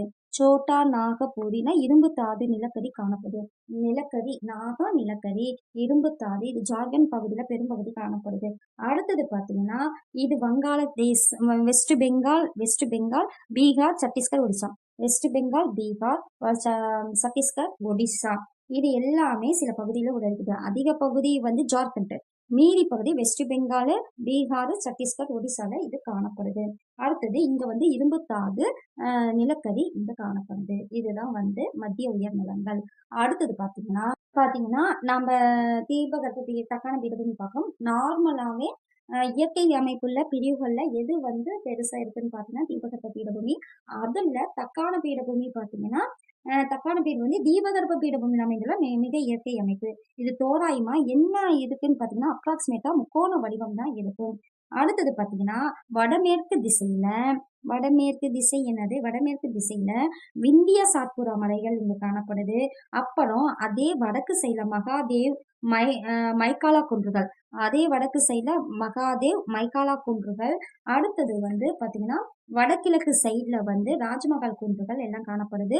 இது மேற்கு சைட்ல மேற்கு தொடர்ச்சி மலையும், கிழக்கு சைட்ல கிழக்கு தொடர்ச்சி மலையும் எல்லைகளா இருக்கு. சுமார் எவ்வளவு லட்சம்னா 7 லட்சம் சதுர கிலோமீட்டர் பரப்பளவு இருக்கு. கடல் மட்டத்திலிருந்து 500 முதல் 1000 வரை இது வந்து உயர்ந்து காணப்படுது.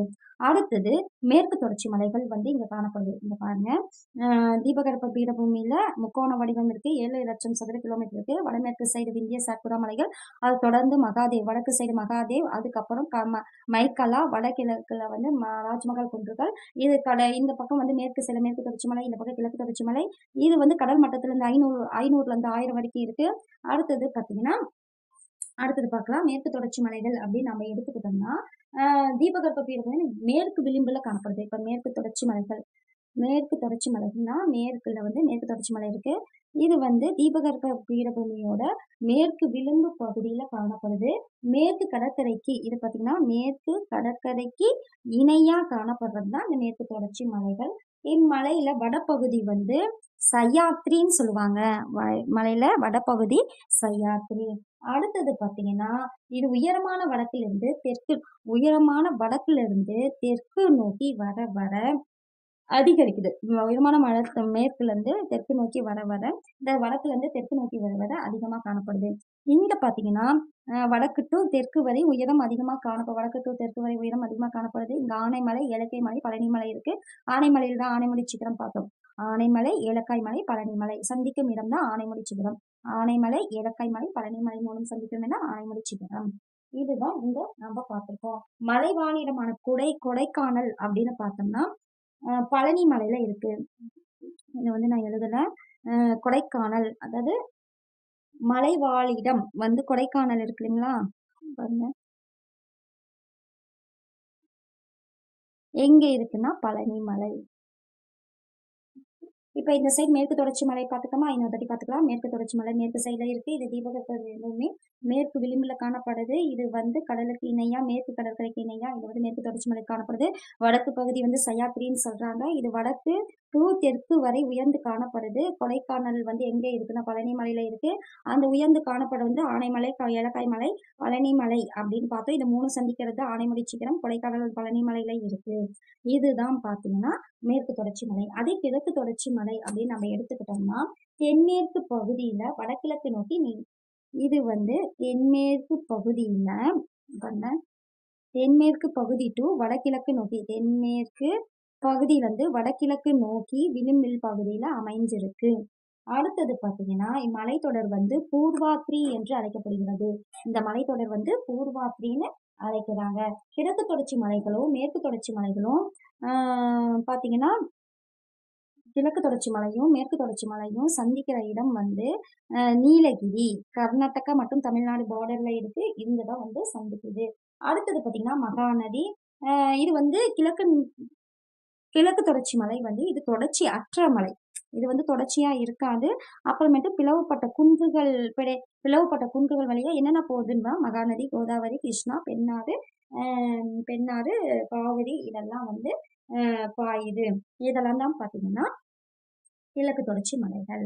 அடுத்தது அடுத்தது பார்த்தீங்கன்னா கடற்கரை சமவெளி பார்க்கலாம். கடற்கரை சமவெளி பார்த்தீங்கன்னா தீபகற்ப பீடபூமி பார்த்தீங்கன்னா குறுகலான வேறுபட்ட அகலம் இருக்கு.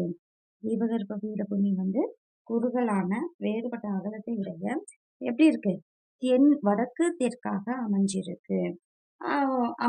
அதாவது வடக்கு தெற்காக அமைஞ்ச கடற்கரைகளால் சொல்லப்பட்டிருக்குன்னு சொல்றாங்க. என்ன சொல்றாங்கன்னா கடற்கரை சமவெளிகள் வடக்கு தெற்கா இருக்கு. எது? தீபகற்ப பீடபூமிக்கு வடக்கு தெற்கா இருக்கு. அப்புறம் வடக்கு தெற்கா இருக்கிற அந்த கடற்கரையால சொல்லப்பட்டிருக்குன்னு சொல்றாங்க. அடுத்தது கடற்கரை சமவெளிகள் பார்த்தீங்கன்னா ஆறுகள், கடல் அலைகள். கடற்கரை சமவெளிகள் அப்படின்னு பார்த்தீங்கன்னா ஆறுகள், கடல் அலைகள் இதெல்லாம் அரித்தல் மற்றும் படிய வைக்கிறதுனால அந்த செயல்களால் இந்த கடற்கரை சமவெளிகள் ஏற்படுது. அடுத்தது பார்த்தீங்கன்னா கடற்கரை சமவெளிகளை 2ஆ பிரிக்கிறாங்க. என்னன்னா மேற்கு கடற்கரை சமவெளி, கிழக்கு கடற்கரை சமவெளின்னு 2ஆ பிரிக்கிறாங்க.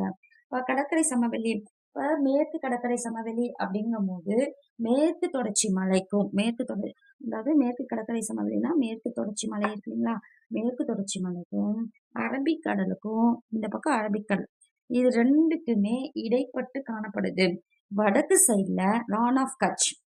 வடக்கு சைட்ல பாத்தீங்கன்னா ரான் ஆஃப் கட்ச்ன்னு சொல்றாங்க. வடக்கு சைட்ல ரான் ஆஃப் கட்ச்ல இருந்து தெற்கு சைட்ல கன்னியாகுமரி வரைக்கும் காணப்படுது பாருங்க.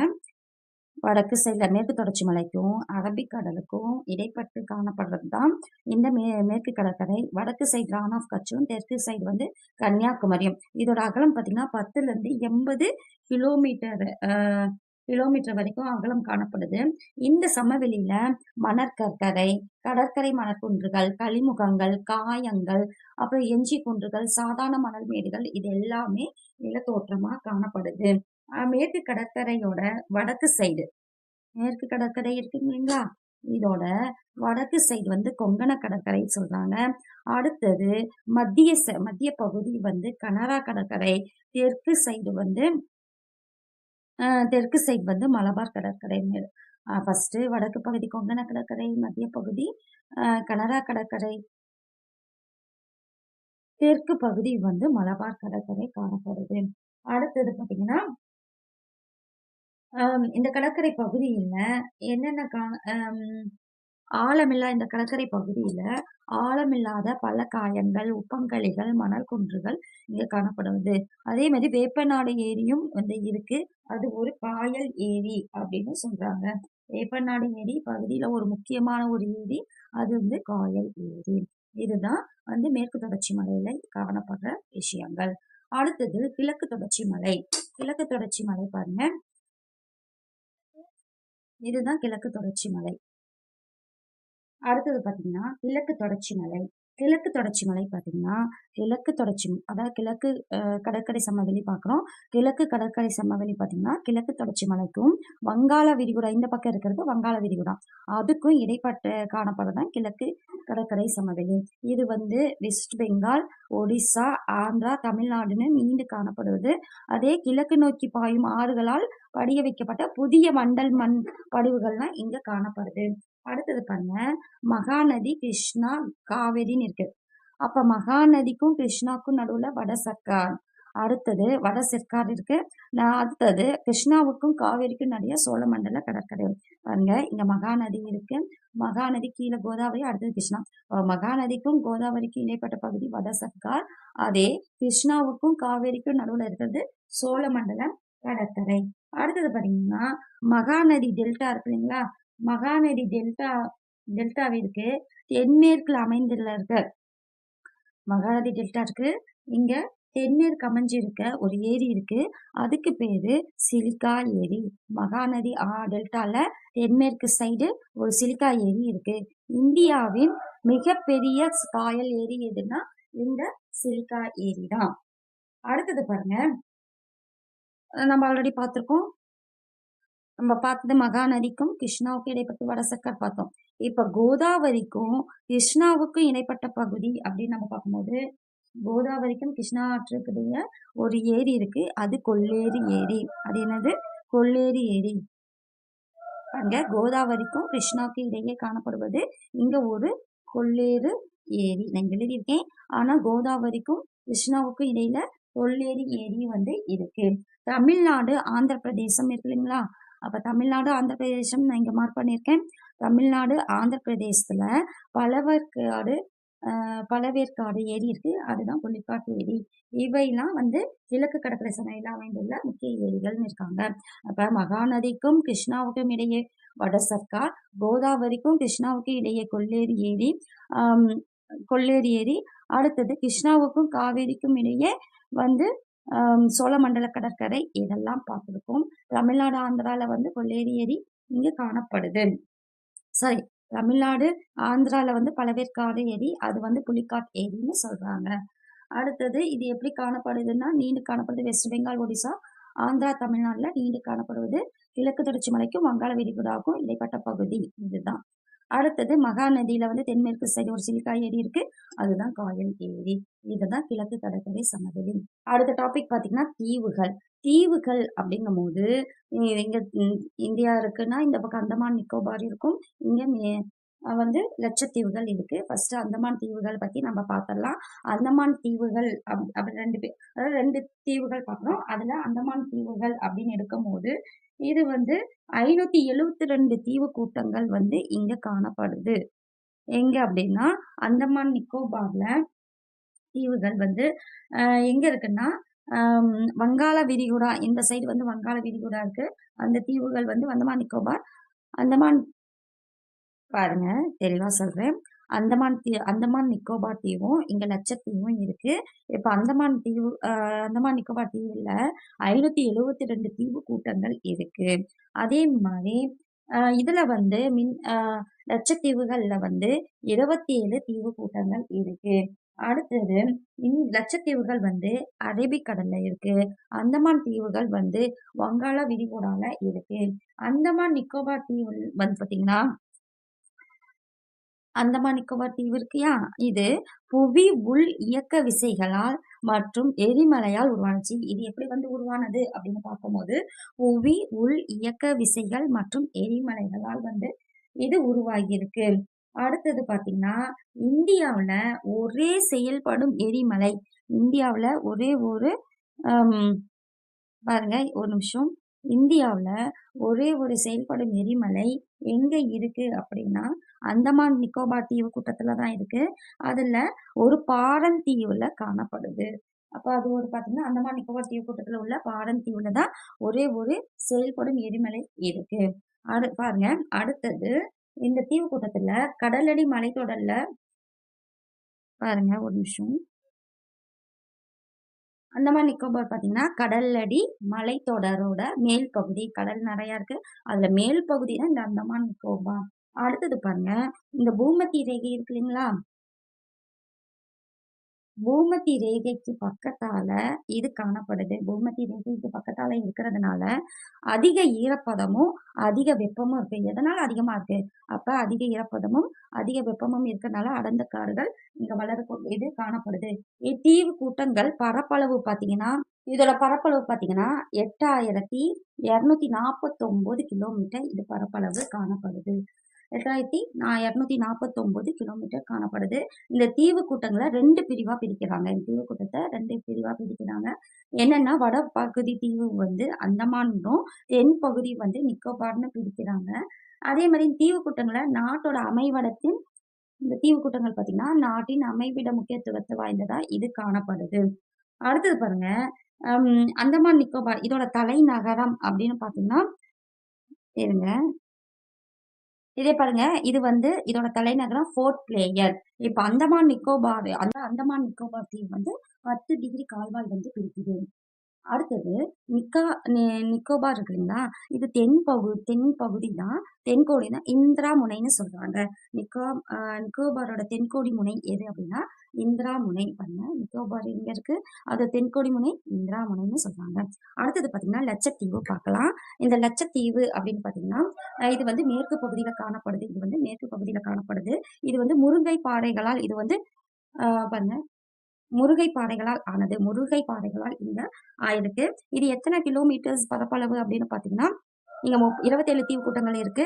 இது 32 சதுர கிலோமீட்டர் பரப்பளவு காணப்படுது. இதோட தலைநகரம் பாருங்க. உம் பாருங்க, இதோட நிர்வாக தலைநகரம் இங்க கவரட்டி. இந்த தீவு கூட்டங்கள்ல வந்து மாலத்திலிருந்து பிரிக்கிறது என்ன 8 டிகிரி. மாலத்திலிருந்து இந்த தீவு கூட்டத்தை பிரிக்கிறது 8 டிகிரி கால்வாய் வந்து இது பிரிக்குது. அடுத்தது பாத்தீங்கன்னா இங்க வந்து மனிதர்கள் வசிக்காத தீவா காணப்படுது. மனிதர்கள் வசிக்காத எது தீவுன்னு பாத்தீங்கன்னா பித்தீவு. இதுங்க மனிதர்கள் வசிக்கிறது கிடையாது. அடுத்தது பறவைகள் சரணாலயத்திற்கு பெயர் பெற்றது இந்த பித்தீவு. பாருங்க, இந்த லட்சத்தீவு, மினிக்காய் தீவு, அமினி தீவு இது 3ஐயும் சேர்த்து வந்து லட்சத்தீவுகள்னு 1973 முன்னாடி, அதாவது 1973 முதல் இது வந்து பேர் வச்சிருக்காங்க. என்னன்னா லட்சத்தீவு அப்படின்னு பேர் வச்சிருக்காங்க.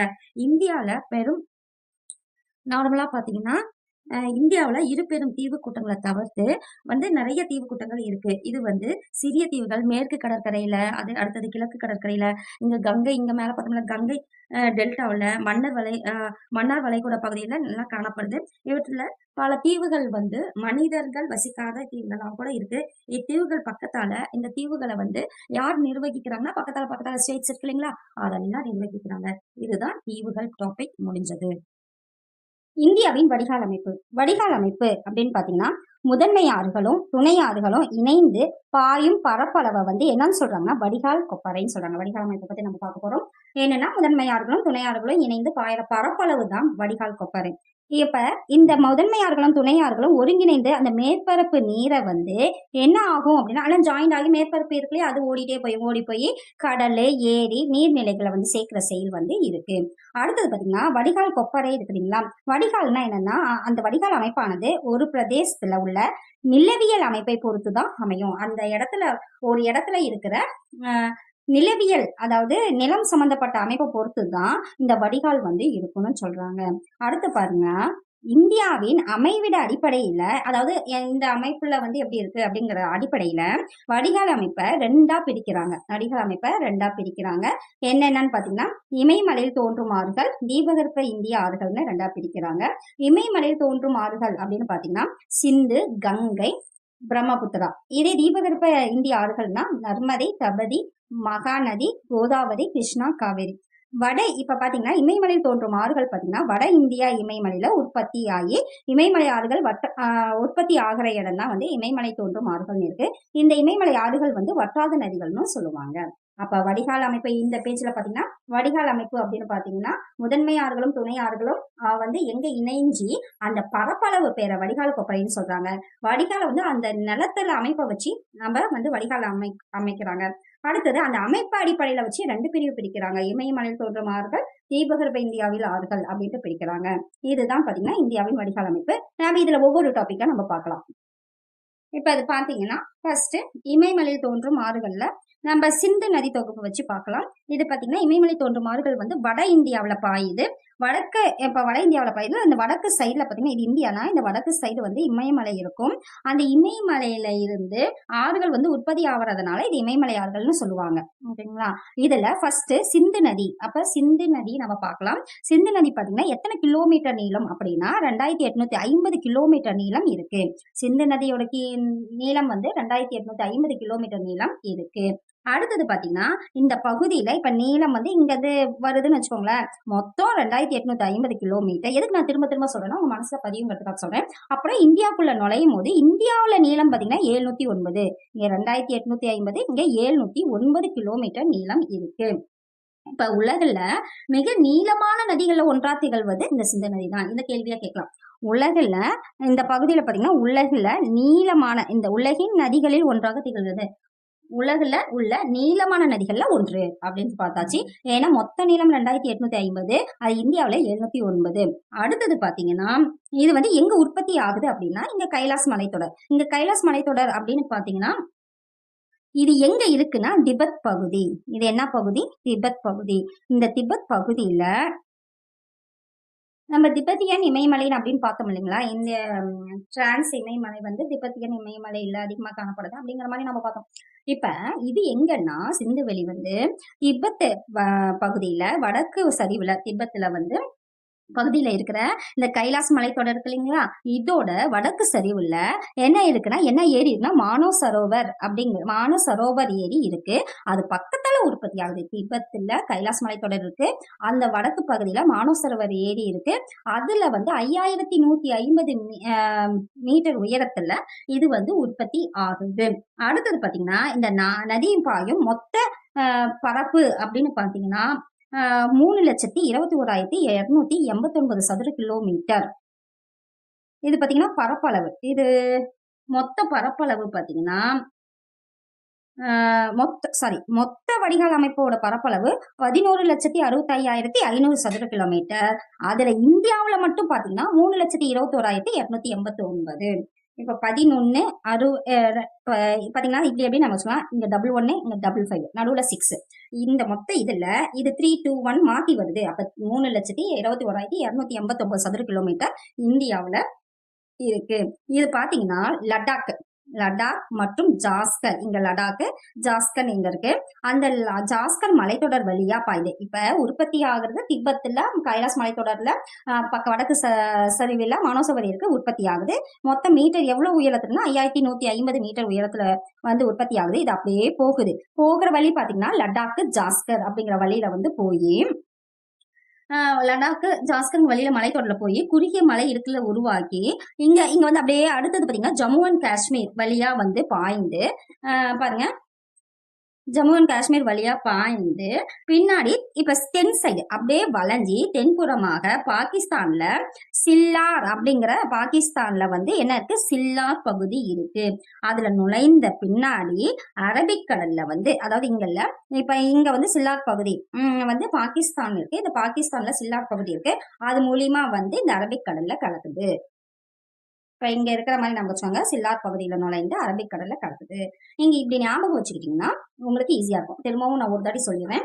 திபெத் பகுதியில வடக்கு சரியில மானசரோவர் ஏரி இருக்கு. அது 5150 மீட்டர் உயரத்துல உருவாகி அப்படியே லடாக் ஜாஸ்கர் வழியா போய் ஜம்மு அண்ட் காஷ்மீர் வழியா போய் அப்புறம் தென்புறத்துல சரிஞ்சு கடைசியில இந்த சில்லார் பகுதியில நுழைந்து அரபிக்கடல்ல சேர்க்குது. அப்ப அந்த வடிகால் மொத்த அமைப்பு பாத்தீங்கன்னா 11,65,500 சதுர கிலோமீட்டர். அதுல இந்தியாவில பாத்தீங்கன்னா 3,21,289 சதுர கிலோமீட்டர். மொத்த நீளம் 2,850 கிலோமீட்டர் நீளம். அதுல இந்தியாவில 709. இப்ப உலகத்துல நதிகள் ஒன்றாக இறங்குது. இப்ப இதுல துணை ஆறுகள்னு இருக்கும். துணை ஆறுகள் பாத்தீங்கன்னா ஃபர்ஸ்ட் ஜீலம், சீனப், ராவி, பியாஸ், சட்லஜ். ஜீலம், சீனாப், ராவி, பியாஸ், சட்லஜ் அப்படிங்கிறது இருக்கு. அடுத்தது பாத்தீங்கன்னா சீனாப் தான் மிகப்பெரிய துணையாறு.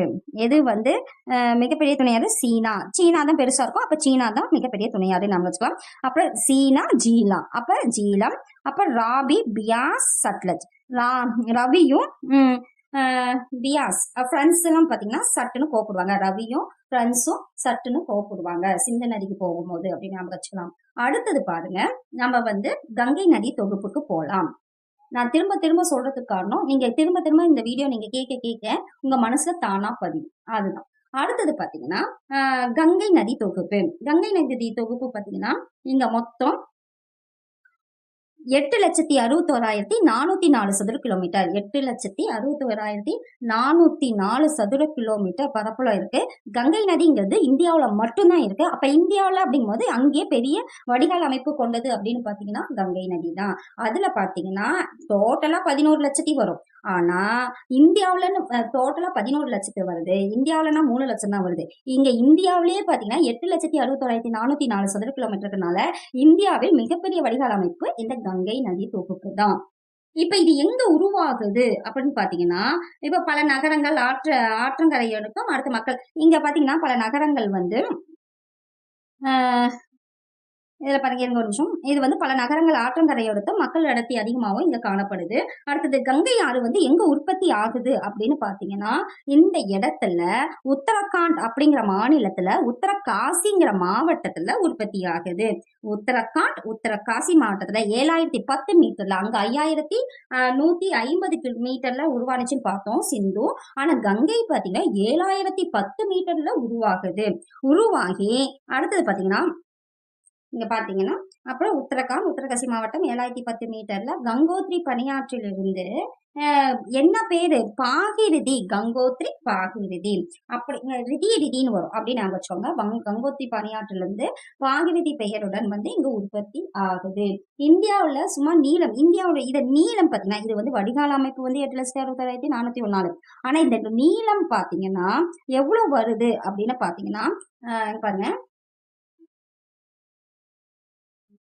25 கிலோமீட்டர். இதோட நீளம் 25 கிலோமீட்டர். வடபகுதியிலிருந்து வந்து பாருங்க கோமதி, துணை ஆறுகள் பாத்துக்கலாம்.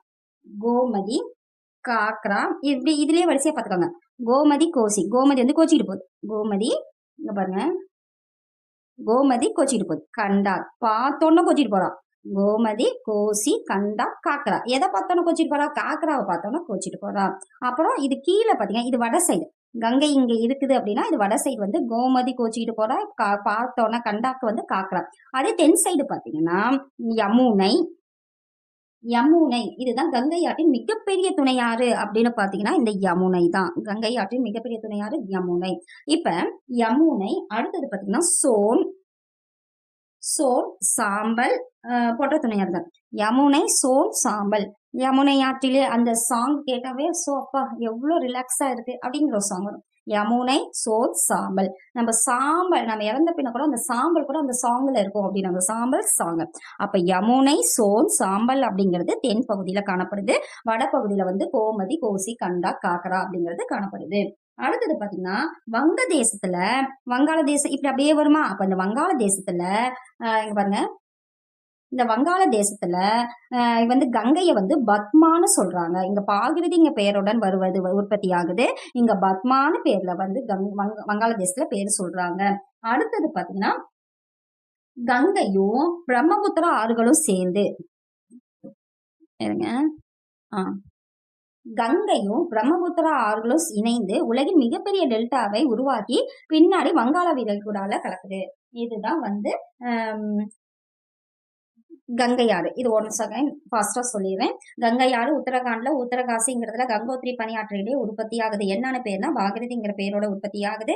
எவ்வளவு மீட்டர்னா 7010 மீட்டர் உயரத்துல உற்பத்தி ஆகுது. இதோட நீளம் 25 கிலோமீட்டர்.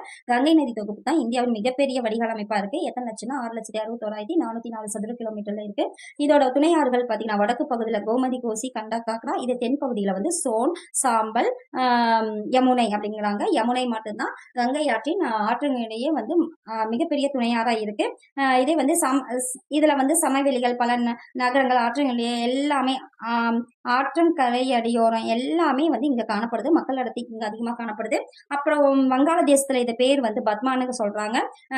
கங்கோத்ரி பணியாற்றிட்டு பாகிரதியின் பெயரில் வராங்க. கங்கையும் பிரம்மபுத்திராவும் இணைந்து இந்தியாவிலேயே உலகின் மிகப்பெரிய டெல்டாவை உருவாக்கி வங்காள விரிகுடால கிடக்குது. இது என்னன்னா உலகின் மிகப்பெரிய, இந்த இடத்துல வந்து உலகின்ங்கிறத ஞாபகம் வச்சுக்கோங்க. உலகின் மிகப்பெரிய டெல்டாவை உருவாக்குறது எது அப்படின்னு பாத்தீங்கன்னா இந்த கங்கை நதி தான். அடுத்தது பிரம்மபுத்திரா ஆற்றங்கரை. அடுத்தது பாத்தீங்கன்னா பிரம்மபுத்திரா. இது எங்க உருவாகுதுன்னா திபெத். இங்க எப்படி வந்து சிந்து நதி வந்து திபெத் பகுதியில உருவாகுதோ அதே மாதிரி பிரம்மபுத்திரா ஆற்றின் தொகுப்பும் திபெத் அப்படிங்கிற உள்ள கைலாஸ் மலைத்தொடர் தான். அது என்னன்னா மானோசோவரி ஏரி. நம்ம அங்க பார்த்தோம்னா அதே தான் ஏரிக்காருங்க வந்து உற்பத்தி ஆகுது. இந்த பகுதி வந்து இங்க வந்து தூய்மை சாங்போ அப்படின்னா தூய்மைங்கிற பேர்ல வந்து உருவாகுது. இது கிழக்கு பகுதியில. திபெத் இங்க வந்து வடக்கு பகுதி சரிவுன்னு சொல்லுவாங்க. இங்க வந்து கிழக்கு பகுதி சரிவுல வந்து இது உருவாகுது. அப்புறம் பாத்தீங்கன்னா இது எத்தனை கிலோமீட்டர் உயரத்துலன்னா 5150 கிலோமீட்டர் உயரத்துல உற்பத்தி ஆகுது. பிரம்மபுத்திராவும் கங்கையும் இவ்வளவுதான், சேம் இதே தான் இருக்கு. இங்க கிழக்கு சரிவு, அங்க வந்து வடக்கு சரிவு. அடுத்தது இதோட நீளம் பாத்தீங்கன்னா அங்க 25 பார்த்தோம். இங்க வந்து 2900. இது அதிகம் தான். அதை விட பிரம்மபுத்திராவோட நீளம் வந்து 2900 மொத்தம். ஆனா இந்தியாவிலன்னா 900 தான். அது மொத்தமாவே இந்தியாவில இருந்தா உற்பத்தி ஆகுது. அப்ப இந்தியாவில அப்படின்னு பாத்தீங்கன்னா 25 கிலோமீட்டர்ல இருக்கு. இங்க வந்து 2900 மொத்தம் இருந்தாலும் இந்தியாவுக்குள்ளார 900 கிலோமீட்டர் தான் இருக்கு மொத்த வடிகால் அமைப்பு. அது ஃபுல்லா வடிகால் அமைப்பு அப்படின்னா இந்தியாவுக்குள்ளதான் இருந்துச்சு. இது பாத்தீங்கன்னா மொத்த வடிகால் அமைப்பு 5,80,000 சதுர கிலோமீட்டர் இங்க காணப்பட்டுச்சு. அப்ப 5,80,000த்துல இந்தியாவிலன்னு பாத்தீங்கன்னா 1,94,413 கிலோமீட்டர் வந்து இந்தியாவுல இருக்கு. நம்ம எப்படி சிந்து வெளி வந்து 11,66,65,000த்துல 3,26,289 சதுர கிலோமீட்டர் இந்தியாவில் இருக்கும். அதே மாதிரி இங்க வந்து 5,80,000 சதுர கிலோமீட்டர்ல இங்க 1,94,413 சதுர கிலோமீட்டர் இங்க காணப்படுது. அடுத்தது பாத்தீங்கன்னா கங்கை ஆறுகள் இணைந்த போது இன்னொன்று பார்த்தீங்கன்னா பிரம்மபுத்திரா ஆறு அருணாச்சல பிரதேசத்துல திக்காங் மலை இருக்குல்ல, இப்போ இங்க உருவாகி எப்படி வருதுன்னா இங்க பாருங்க, இங்க உருவாகி எப்படி வருதுன்னா இப்படி வந்து இதுக்குள்ளார நுழையுது. அப்ப இது எங்கன்னா அருணாச்சல பிரதேசத்துல உருவாகுது. அருணாச்சல பிரதேச திக்காங் அப்படிங்கிற இதுக்குள்ள வந்து வழியா இந்தியாவுக்குள்ள நுழையுது. இந்த இந்தியாவுக்குள்ள நுழைஞ்சி இது பாருங்க வங்காளதேசத்துல ஜமுனான்னு சொல்றாங்க. பிரம்மா வந்து வங்காளதேசத்துல அங்க வந்து வங்காளதேசத்துல வந்து பத்மான்னு சொன்னாங்க. இங்க ஜமுனான்னு சொல்லுது பிரம்மபுத்திரா ஆறு. அடுத்தது பாத்தீங்கன்னா வங்காளதேசத்துல ஜமுனான்னு சொன்னாங்க. அப்புறம் இந்த கங்கை ஆற்றுடன் இணைந்து மேக்னா, அப்ப இதுக்கு அப்புறம் அப்படியே வந்து கங்கையில இணைந்து மேக்னா அப்படின்னு சொல்றாங்க. ஜமுனா, மேக்னா. அடுத்தது இதோட துணை ஆறுகள் அப்படின்னு பாத்தீங்கன்னா திஸ்டா, மனாஸ், பராக், சுபான்ஸ்ரீ. திஸ்டா பிரம்மாவை வந்து போய் திட்டுறாங்க, ஏன் என்ன இப்படி படிச்ச அப்படிங்கிற மாதிரி திட்டுறாங்க. மனாஸ், நீ மான கெட்ட சாமியா இருந்தா ஏன் என்ன படிச்ச அப்படின்னு கேக்குறாங்க. அப்புறம் பராக், சுபன்ஸ்ரீ, அப்ப சாமி வந்து பராக்கா வந்து நின்ன உடனே சுபமா முடிஞ்சிருச்சு. சுபமா அவர் ரிலாக்ஸ் ஆயிட்டா, நான் இருக்கேன் நீ கவலைப்படாதுன்னு சொல்லுது. பிரம்மா வந்து நடத்துனாங்க. பிரம்மாவை பத்தி என்ன படிச்ச அப்படின்னு திட்டும் போது மனசு சரியில்லை இப்படின்னு வச்சுக்கலாம். மனசு சரியில்லைன்னு திட்டும் போது பராக்கா பார்த்துட்டு இருந்தவ திடீர்னு வந்து பிரம்மா வந்து நிற்கும் போது சுபன்ஸ்ரீ அப்புறம் சுபமா முடிஞ்சிருச்சு, அவ்வளவு ரிலாக்ஸ் ஆயிட்டா அப்படிங்கறத நம்ம முடிச்சிடலாம். இது பாருங்க, இமயமலையின் தோன்றும் ஆறுகளின் சிறப்பு இயல்புகள் நம்ம பார்க்கலாம். பாருங்க, நீளம் அகலம் வந்து அதிகமா காணப்படும். வற்றாத நதிகள், வற்றாதன்னா எப்பயும் தண்ணி ஓடிக்கிட்டே இருக்கும். ஓடிக்கிட்டே இருக்கிற இதுல வந்து நீர்மின் உற்பத்தி செய்ய முடியாது. ஆற்றின் மத்திய மற்றும் கீழ்நிலை பகுதிகள் போக்குவரத்துக்கு ஏற்றது. அதாவது போக்குவரத்துக்கு ஏற்றதா இருக்கும். ஏன்னா போயிட்டே இருக்கனால போக்குவரத்துக்கு ஏற்றதா இருக்கும் அப்படின்னு சொல்லியிருக்காங்க. அடுத்தது தீபகற்ப இந்திய ஆறுகள். தென்னிந்தியாவில் பாயும் ஆறுகள்னு சொல்றாங்க. பெரும்பாலான ஆறுகள் வந்து மேற்கு தொடர்ச்சி மலையில தான் உற்பத்தி ஆகுது. பருவகால ஆறுகள், ஏன்னா அந்த டைமுக்கு மழை பெஞ்சா அப்பதான் ஆறுகள் இருக்கும். வற்றும் ஆறுகள், ஏன்னா டைம் முடிஞ்சிச்சுன்னா வற்றி போயிடும். நீரின் அளவு மழைப்பொழிவை பொறுத்து தான் நீரின் அளவு இருக்கு. செங்குத்து சரிவுடன் கூடிய, அதாவது செங்குத்து சரிவா இருக்கக்கூடிய பள்ளத்தாக்கு வழியா பாயுது. திசையின் அடிப்படையில 2 பிரிவா இருக்கு. என்னன்னா கிழக்கு நோக்கி பாயும் ஆறுகள், மேற்கு நோக்கி பாயும் ஆறுகள். இப்ப கிழக்கு நோக்கி பாயும் ஆறுகள் அப்படின்னு பாத்தீங்கன்னா மகாநதி, கோதாவரி, கிருஷ்ணா, காவேரி எல்லாமே கிழக்கு நோக்கி பாயும். மேற்கு நோக்கி பாயும் அப்படின்னு பாத்தீங்கன்னா நர்மதை, கபினி. ஃபர்ஸ்ட் கிழக்கு நோக்கி பாயும் ஆறுகள் அப்படின்னு நம்ம எடுத்துக்கிட்டா ஃபர்ஸ்ட் மகாநதி. மகாநதி அப்படி வந்து எங்க உற்பத்தி ஆகுதுன்னா சத்தீஸ்கர் அப்படிங்கிற இடத்துல வந்து உற்பத்தி ஆகி அப்படியே பாத்தீங்கன்னா ஒடிசா, சத்தீஸ்கர் மாநிலத்துல ராய்ப்பூர் அப்படின்னு சொல்லுவாங்க. சத்தீஸ்கர் மாநிலத்துல ராய்ப்பூர் மாவட்டத்துல சிக்காவி இருக்கு. அதாவது சட்டையை தூக்கிட்டு ராயலானாலும் மாட்டிக்கிட்டாங்க. அதாவது அந்த சந்தோஷத்திலே மாட்டிக்கிட்டாங்க. அப்ப சத்தீஸ்கர் மாநிலம் ராய்ப்பூர் மாவட்டம் சிக்காவிற்கு அருகே உற்பத்தி ஆகுது. அப்புறம் உற்பத்தி ஆகுது பாருங்க. உற்பத்தி ஆகுதுன்ட்டு ஒடிசா வழியே வந்து வருது. ஒடிசா மாநிலத்தின் வழியே சுமார் எவ்வளவு கிலோமீட்டர், 851 கிலோமீட்டர் நீளம், 851 கிலோமீட்டர் நீளத்து வழியா வருது. அடுத்தது பாத்தீங்கன்னா இதோட துணை ஆறுகள்னா சீனா, டெலன், சந்தூர், சித்ரல்டா, கென்குட்டி, நன். இது எப்படி ஞாபகம் வச்சுக்கலன்னா ஸ்ரீநாத் வந்து அவ்வளோ அழகா இருப்பான். நீ அழகா இருக்கிறதுக்கு என்ன காரணம் சொல்லுன்னு கேக்குறாங்க. அது சந்தூர் சோப்பு தான் அப்படின்னு சொல்றாங்க. அப்ப அதாவது நீ எப்படி இருக்குன்னா சித்திரம் மாதிரி அழகா இருக்க சித்திரத்லாம். அப்ப சொல்லு குட்டி தங்கம்ல அப்படின்னு சொல்லி நல்ல பிள்ளைனா சொல்லுடா அப்படின்னு நமக்கு கெஞ்சுறாங்க. அப்பதான் மகாநதி வந்து அழகா இருக்கிறதுக்கு தெரியுது. ஸ்ரீநாத், டெல்லன், சந்தூர், சித்ரத்லா, கென்குட்டி, நன் பல கிளைகளாக பிரிந்து டெல்டாவை உருவாக்குது. அப்புறமேட்டு வங்காள விரிகுடால கலக்குது. இப்ப இது பாத்தீங்கன்னா திரும்ப ஒரு சொல்லின்னு சொல்றேன். சத்தீஸ்கர் மாநிலம் ராய்ப்பூர் மாவட்டம் சிக்காவிற்கு உற்பத்தி ஆகுது. எவ்வளவு கிலோமீட்டர்னா 851 கிலோமீட்டர் நிலத்தை உற்பத்தி ஆகுது. அப்படியே ஒடிசா வழியா வந்து வங்காள விரிகுடால கலக்குது. அதுல நடுவுல துணையாறுகள் இருக்கு. என்னென்ன துணையாறுகள் அப்படின்னு பாத்தீங்கன்னா சீனாத், டெல்லன், சந்தூர், சித்ரத்லா, தென்புட்டி, நன். அடுத்தது பாத்தீங்கன்னா கோதாவரி பார்க்கலாம். கோதாவரி பாத்தீங்கன்னா இந்தியாவில் மிக நீளமான ஆறுன்னு சொல்லுவாங்க. இப்ப நதி வந்து தீபகற்ப இந்தியாவிலேயே மிக நீளமான ஆறு என்னன்னா இந்த கோதாவரி தான். இது வந்து பார்த்தீங்கன்னா மிக நீளமான ஆறு 1465 கிலோமீட்டர் 1465 கிலோமீட்டர் நீளம் இருக்கு. இது பார்த்தீங்கன்னா மகாராஷ்டிரா மாநிலம் நாசிக் மாவட்டம் கோதாவரி போவியானா நாசிக்னா தொண்டன் நம்ம வச்சுக்கோங்க. மகாராஷ்டிரா மாநிலம் வெளியில எங்கேயாவது போகக்கூடாதுன்னு மகாராவா வந்து நாசிக் பிடிச்சி அனுப்புறாங்க. அப்ப மகாராஷ்டிரா மாநிலம் நாசிக் மாவட்டம் அமைந்துள்ள மேற்கு தொடர்ச்சி மலையில உற்பத்தி ஆகுது. எவ்வளவு கிலோமீட்டர் நீளம் பாயுது? 1465. இந்தியாவுல மிக நீளமான ஆறுன்னு சொல்றாங்க. அடுத்தது பாத்தீங்கன்னா இந்த நதி வந்து விருத்த கங்கான்னு அழைக்கப்படுது. என்னது? விருத்த கங்கான்னு அழைக்கப்படுது. அடுத்தது பாத்தீங்கன்னா இதோட வடிநிலத்தை கொண்டனா 3.13 லட்சம் சதுர கிலோமீட்டர் வடிநிலம். தீபகற்ப இந்தியாவுல 3.13 லட்சம் சதுர கிலோமீட்டர் வடிகால் அமைப்பை கொண்டது. அடுத்தது பாத்தீங்கன்னா இது வந்து தெலுங்கானா, ஆந்திரா, தமிழ்நாடு பார்த்தீங்கன்னா வாங்க வாங்கம்பாங்க. ஆனா தெலுங்கானா, ஆந்திரா போங்க போங்கம்பாங்க. கோ கோம்பாங்க. அப்ப தெலுங்கானா, ஆந்திரா வழியாக பாய்ந்து வங்காள விரிகுடால கலக்குது. இப்ப இது பார்த்தீங்கன்னா, இங்க ராஜமுந்திரிக்கு அருகில இப்ப கோதாவரி பார்த்தீங்கன்னா, இங்க ராஜமுந்திரி இருக்கு. எந்த இடத்துல 2 கிளையா பிரியுது? ராஜமுந்திரிக்கு அருகில 2 கிளையா பிரியுது. ஒண்ணு கௌதமி, வசிஸ்தா அப்படின்னு 2 கிளையா பிரியுது. துணை ஆறுகள் அப்படின்னு பார்த்தீங்கன்னா, இதுல வந்து 4 பெண்கள் பத்தி சம்மந்தப்பட்டோம். பூர்ணா, பெண்கங்கா, பிரணீதா, இந்திராவதி. பூர்ணா, பெண்கங்கா, பிரணீதா, இந்திராவதி அப்படின்னு சொல்லிட்டே இருந்தா மனப்பாடம் ஆயிடும். அந்த 4 பேரும் வீட்டை விட்டு கிளம்பும் போது தாள் போட்டுட்டு, அதாவது வீட்டை தாப்பால் போட்டுட்டு வெளியில போகும்போது ஷால் போட்டுட்டு போறாங்க. தாள் ஷாலமி. பூர்ணா, பெண்கங்கா, பிரணீதா, இந்திராவதி, தாள் சாலமி. இதுதான் கோதாவரி. கோனா கிளம்புறாங்க. இப்போ ஒரு தட்டி பார்த்தலாம். கோதாவரி பாத்தீங்கன்னா மிக நீளமான ஆறு 1465 கிலோமீட்டர்ல உற்பத்தி ஆகுது. எங்கன்னு பாத்தீங்கன்னா மகாராஷ்டிரா மாநிலம் நாசிக் மாவட்டம் அமைந்துள்ள மேற்கு தொடர்ச்சி மலையில உற்பத்தி ஆகுது. இங்க கொல்லேரி ஏரின்னு இருக்கு. டெல்டா பகுதியில வந்து கொல்லேரி ஏரின்னு இருக்கு. நன்னேரி ஏரி. இப்ப வந்து டெல்டா பகுதியில நன்னீர் ஏரி ஒண்ணு இருக்கு. அதுதான் கொல்லேரி ஏரி. இப்ப இது பாத்தீங்கன்னா ஆந்திரா, தெலுங்கானா வழியா பாய்ந்து வங்காள விரிகுடால கலக்குது. அடுத்தது வந்து இப்ப விருத்தகங்கான்னு அழைக்கப்படுது. ராஜமுந்திரிக்கு பக்கத்தால 2 கிளையா பிரியுது. கௌதமி, வசிஸ்தான் பிரியுது. அடுத்தது துணை ஆறுகள்னா பூர்ணா, பெண்கங்கா, பிரணீதா, இந்திராவதி, தால் சாலமின்னு சொல்றாங்க. இது வந்து வடிகால் அமைப்பு 3.13 லட்சம் சதுர கிலோமீட்டர் வடிகால் அமைப்பு கொண்டது. அடுத்தது பாத்தீங்கன்னா கிருஷ்ணா. கிருஷ்ணான்னு பாருங்க. கிருஷ்ணா அப்படின்னு பார்த்தா இதுவும் பார்த்தீங்கன்னா மகாராஷ்டிரா மாநிலம் மேற்கு தொடர்ச்சி மலை மகாபல்லேஸ்வர். கிருஷ்ணாக்கு பல் இருக்கு அப்படின்னு நம்ம வச்சுக்கோங்க. அங்க வந்து நாசிக்கு தொண்டை பிடிக்கிறாங்க. இங்க வந்து பல பிடிக்கிறாங்க. மகாராஷ்டிரா மாநிலம் மேற்கு தொடர்ச்சி மலையில மகாபல்லேஸ்வர் பகுதியில ஊற்றா உற்பத்தி ஆகுது. அடுத்தது பார்த்தீங்கன்னா சுமார் 1400 கிலோமீட்டர். அங்க 1465 கிலோமீட்டர் அதிகமா இருக்கும். ஆனா கிருஷ்ணா வந்து 65 கிலோமீட்டர் கம்மி. அப்ப 1400 கிலோமீட்டர் வந்து உற்பத்தி ஆகுது. அங்க பரப்பளவு 3.13 லட்சம். இங்க பரப்பளவு 2.58 லட்சம் சதுர கிலோமீட்டரா இருக்கு. அடுத்தது 2 பெரிய ஆறுகள் வந்து உற்பத்தி ஆகுது. இங்க பாத்தீங்கன்னா அடுத்தது ஆந்திர பிரதேஷ் வழியா வந்து இமாச்சல தேவி இடத்துல வங்காள விரிகுடால கலக்குது.